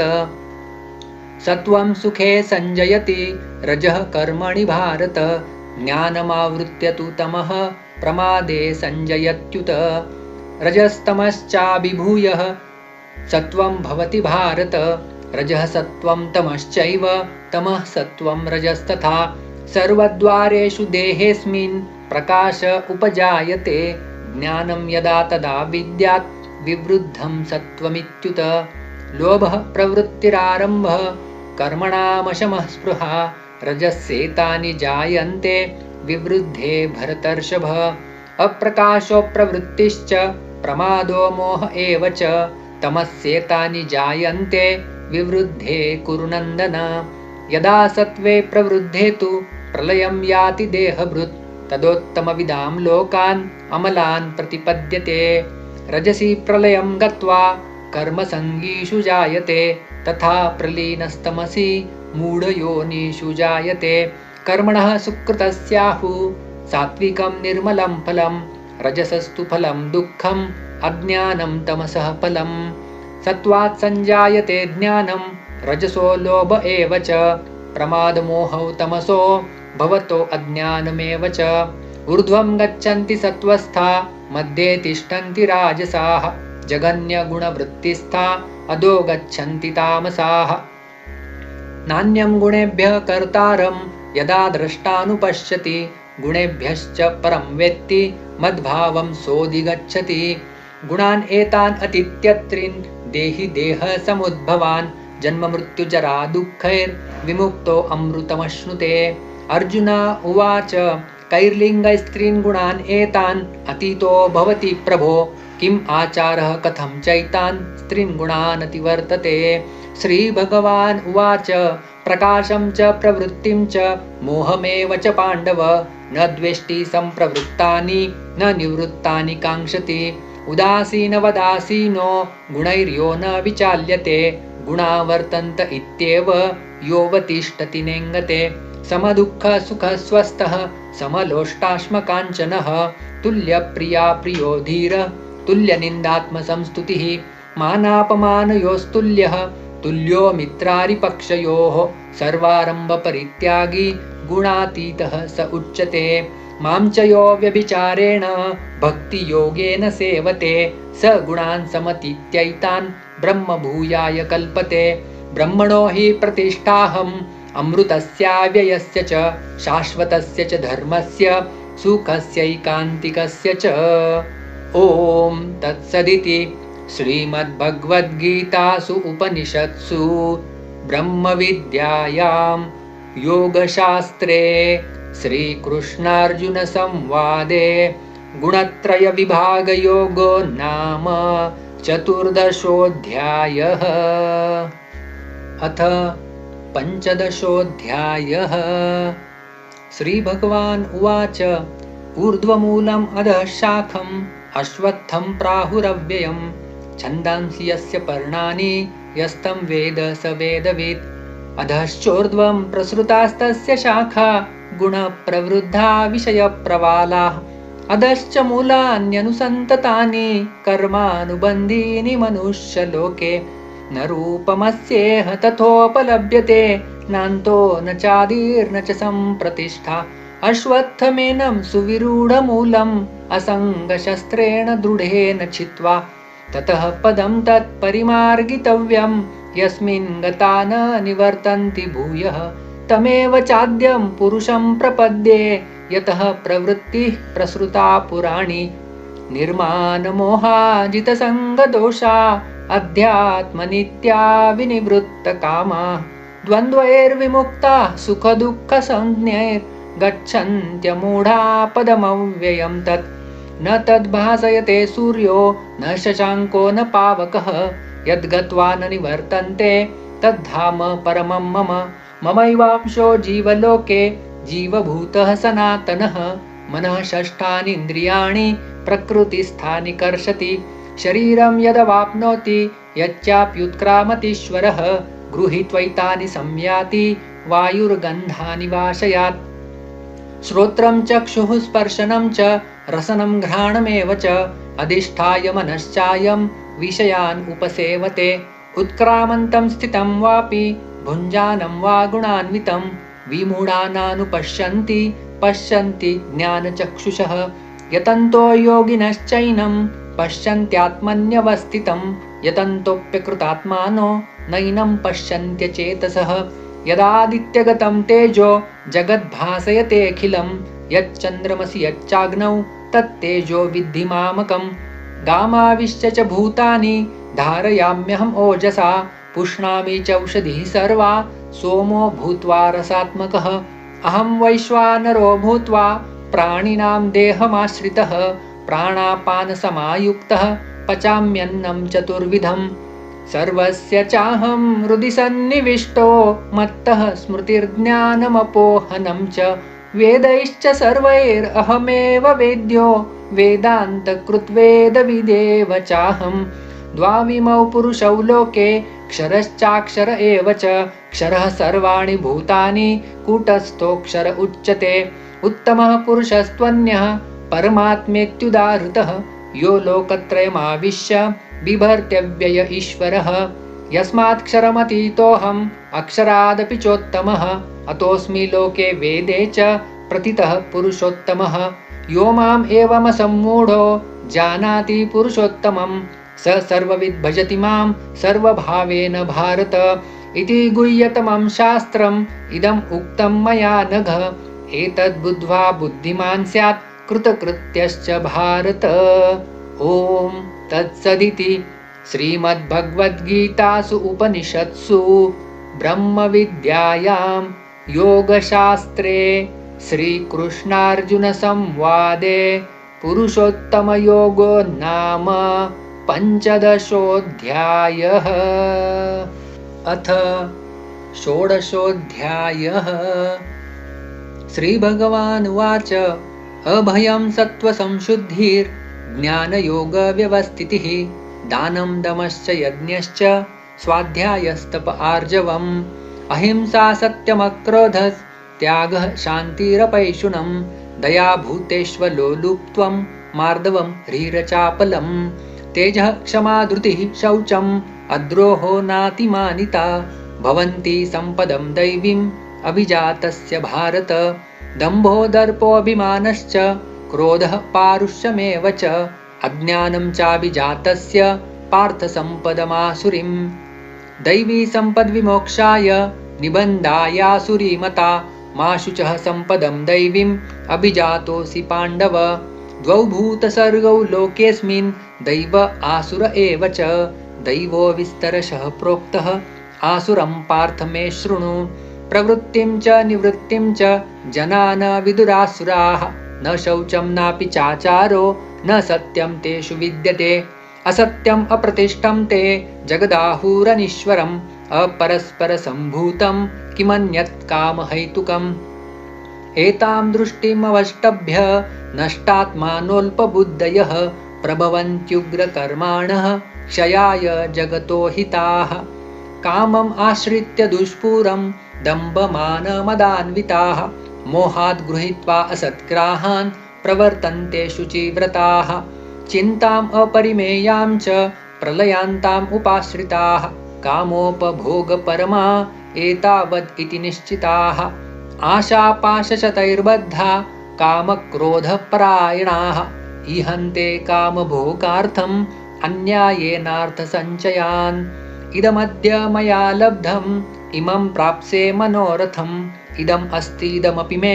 भविष्यति पुनर्धनम् असौ मया हतः शत्रुर्हनिष्ये चापरानपि ईश्वरोऽहम् अहं भोगी सिद्धोऽहं बलवान् सुखी आढ्योऽभिजनवानस्मि कोऽन्योऽस्ति सदृशो मया यक्षे दास्यामि मोदिष्य इत्यज्ञानविमोहिताः अनेकचित्तविभ्रान्ता मोहजालसमावृताः प्रसक्ताः कामभोगेषु पतन्ति नरकेषु च आत्मसम्भाविताः स्तब्धा धनमानमदान्विताः यजन्ते नाम यज्ञैस्ते दम्भेनाविधिपूर्वकम् अहङ्कारं बलं दर्पं कामं क्रोधं च संश्रिताः मामात्मपरदेहेषु प्रद्विषन्तोऽभ्यसूयकाः तानहं द्विषतः क्रूरान् संसारेषु नराधमान् क्षिपाम्यजस्त्रमशुवान् आसुरीष्वेव योनिषु आसुरीं योनिमापन्ना मूढा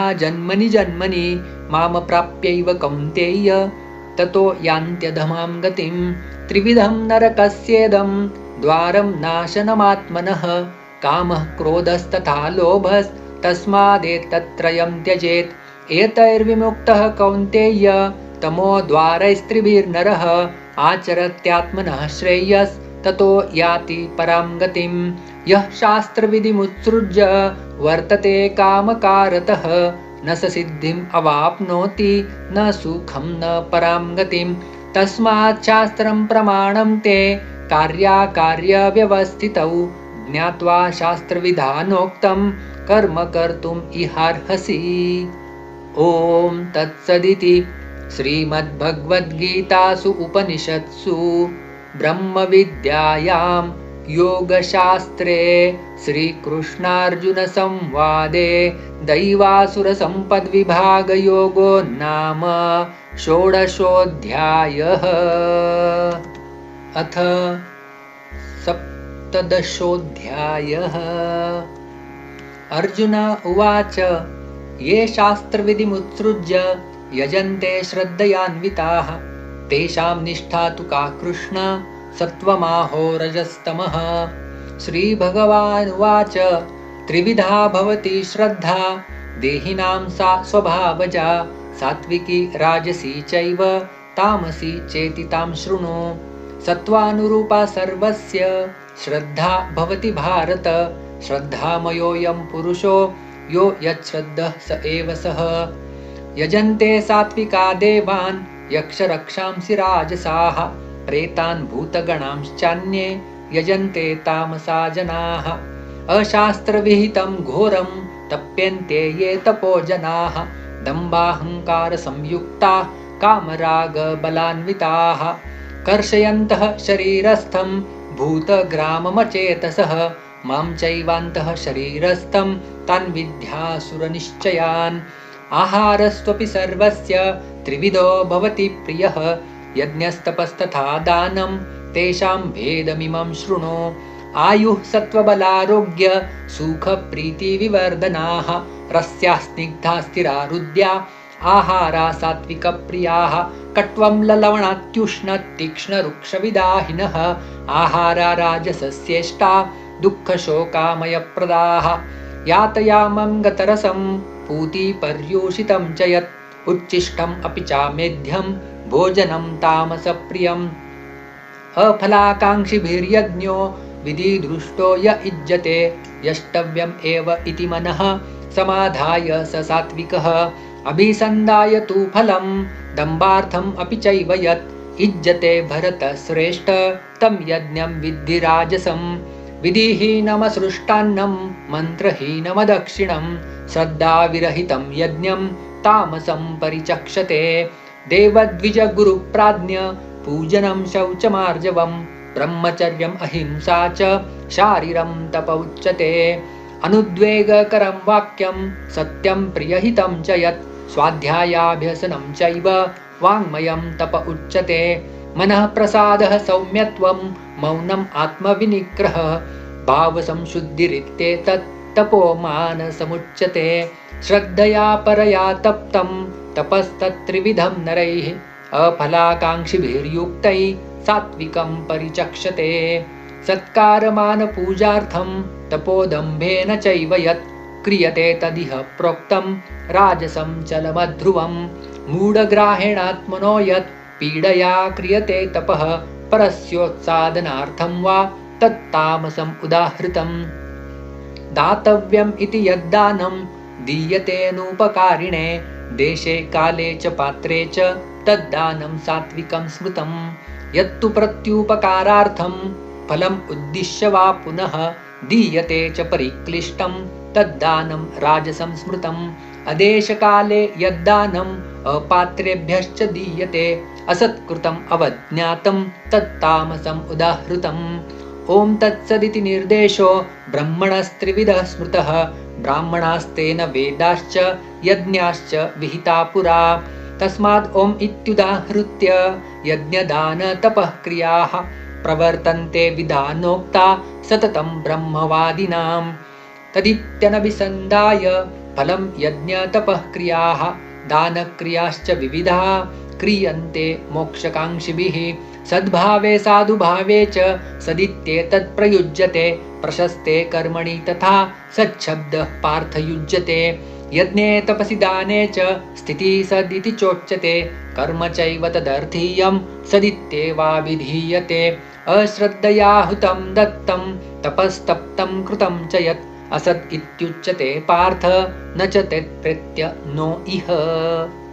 ॐ तत्सदिति श्रीमद्भगवद्गीतासु उपनिषत्सु ब्रह्मविद्यायां योगशास्त्रे श्रीकृष्णार्जुनसंवादे श्रद्धात्रयविभागयोगो नाम 17 अथ 18 अर्जुन उवाच सन्न्यासस्य महाबाहो तत्त्वमिच्छामि वेदितुं त्यागस्य च ऋषिकेश पृथक् केशिनिषूदन।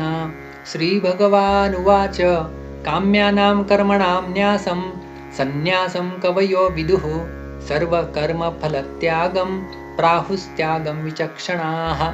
त्याज्यं दोषवदित्येके कर्म प्राहुर्मनीषिणः यज्ञदानतपः कर्म न त्याज्यम् इति चापरे।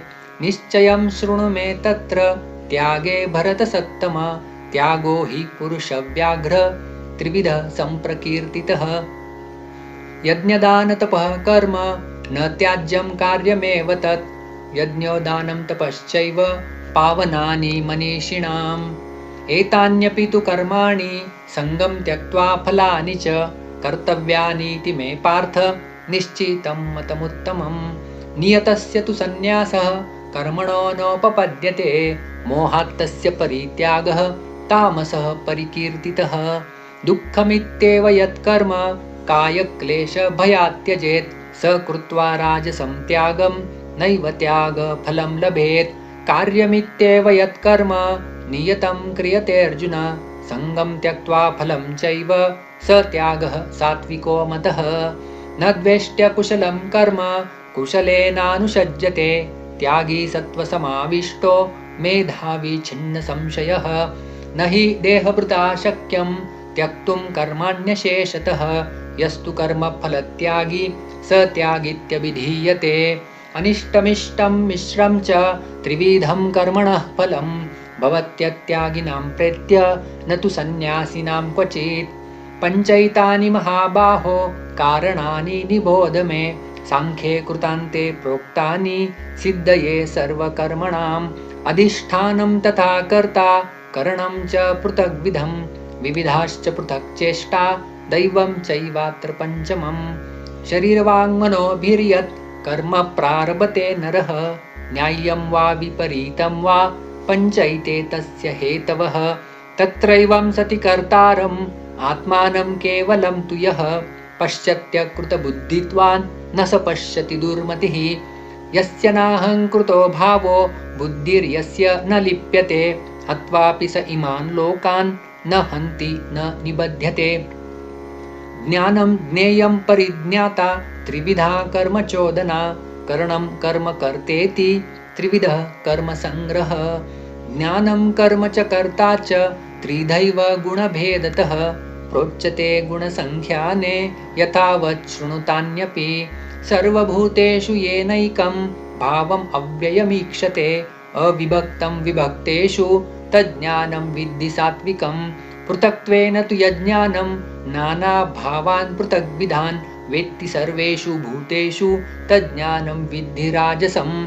यत्तु कृत्स्नवदेकस्मिन् कार्ये सक्तम् अहैतुकम् अतत्त्वार्थवदल्पं च तत्तामसम् उदाहृतम्। नियतं सङ्गरहितम् अरागद्वेषतः कृतम् अफलप्रेप्सुना कर्म यत्तत् सात्विकमुच्यते।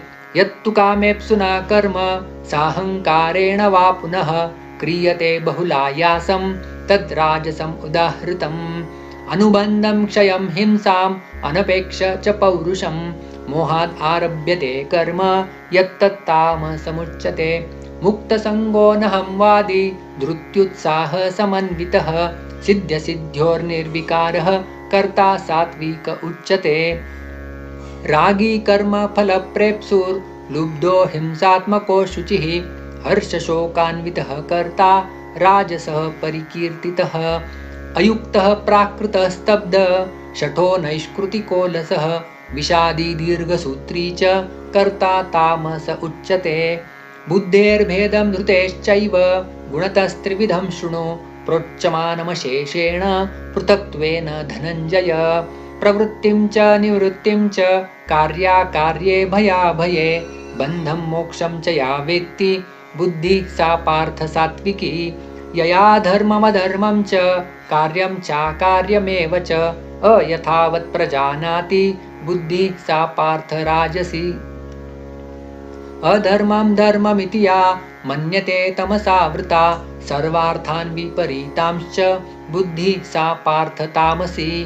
धृत्या यया धारयते मनः प्राणेन्द्रियक्रियाः योगेना व्यभिचारिण्या धृतिः सा पार्थ सात्विकी। यया तु धर्मकामार्थान् धृत्या धारयते अर्जुन प्रसंगेन फलाकाङ्क्षी धृतिः सा पार्थ राजसी। यया स्वप्नं भयं शोकं विषादं मदमेव च न विमुञ्चति दुर्मेधा धृतिः सा पार्थ तामसी। सुखं त्विदानीं त्रिविधं शृणु मे भरतर्षभ अभ्यासाद् रमते यत्र दुःखान्तं च निगच्छति। यत्तदग्रे विषमिव परिणामे अमृतोपमं तत्सुखं सात्विकं प्रोक्तम् आत्मबुद्धिप्रसादजम्। विषयेन्द्रियसंयोगात् यत्तदग्रे अमृतोपमं परिणामे विषमिव तत्सुखं राजसं स्मृतम्। यदग्रे चानुबन्धे च सुखं मोहनमात्मनः निद्रालस्य प्रमादोत्थं तत्तामसम् उदाहृतम्। न तदस्ति पृथिव्यां वा दिवि देवेषु वा पुनः सत्वं प्रकृतिजैर्मुक्तं यदेभिः स्यात् त्रिभिर्गुणैः। ब्राह्मणक्षत्रियविषां शूद्राणां च परन्तप कर्माणि प्रविभक्तानि स्वभावप्रभवैर्गुणैः। शमोदमस्तपः शौचं क्षान्तिरार्जवमेव च ज्ञानं विज्ञानमास्तिक्यं ब्रह्मकर्म स्वभावजं। शौर्यं तेजो धृतिर्दाक्षं युद्धे चाप्यपलायनं दानम् ईश्वरभावश्च क्षात्रं कर्म स्वभावजं। कृषि गौरक्षवाणिज्यं वैश्य कर्म स्वभावजं परिचर्यात्मकं कर्म शूद्रस्यापि स्वभावजम्। स्वे स्वे कर्मण्यभिरतः संसिद्धिं लभते नर स्वकर्मनिरतः सिद्धिं यथा विन्दति तच्छृणु। यतः प्रवृत्तिर्भूतानां येन सर्वमिदं ततं स्वकर्मणा तमभ्यर्च्य सिद्धिं विन्दति मानवः। श्रेयान् स्वधर्मो विगुणः परधर्मात् स्वनुष्ठितात् स्वभावनियतं कर्म कुर्वन्नाप्नोति किल्बिषम्। सहजं कर्म कौन्तेय सदोषम् अपि न त्यजेत् सर्वारम्भा हि दोषेण धूमेनाग्निरिवावृताः। असक्तबुद्धिः सर्वत्र जितात्मा विगतस्पृह नैष्कर्म्यसिद्धिं परमां सन्न्यासेनाधिगच्छति। सिद्धिं प्राप्तो यथा ब्रह्म तथाप्नोति निबोध मे समासेनैव कौन्तेय निष्ठा ज्ञानस्य या परा। बुद्ध्या विशुद्धया युक्तो धृत्यात्मानं नियम्य च शब्दादीन् विषयांस् त्यक्त्वा रागद्वेषव्युदस्य च। विविक्तसेवी लग्भाषी यत वाक्कायमानसः ध्यानयोगपरो नित्यं वैराग्यं समुपाश्रितः अहङ्कारं बलं दर्पं कामं क्रोधं परिग्रहं विमुच्य निर्ममः शान्तो ब्रह्मभूयाय कल्पते ब्रह्मभूतः प्रसन्नात्मा न शोचति न काङ्क्षति समः सर्वेषु भूतेषु मद्भक्तिं लभते परां भक्त्या माम् अभिजानाति यावान्यश्चास्मि तत्त्वतः ततो मां तत्त्वतो ज्ञात्वा विशते तदनन्तरम् सर्वकर्माण्यपि सदा कुर्वाणो मद्व्यपाश्रयः मत्प्रसादादवाप्नोति शाश्वतं पदमव्ययम् चेतसा सर्वकर्माणि मयि सन्न्यस्य मत्परः बुद्धियोगमुपाश्रित्य मच्चित्तः सततं भव मच्चित्तः सर्वदुर्गाणि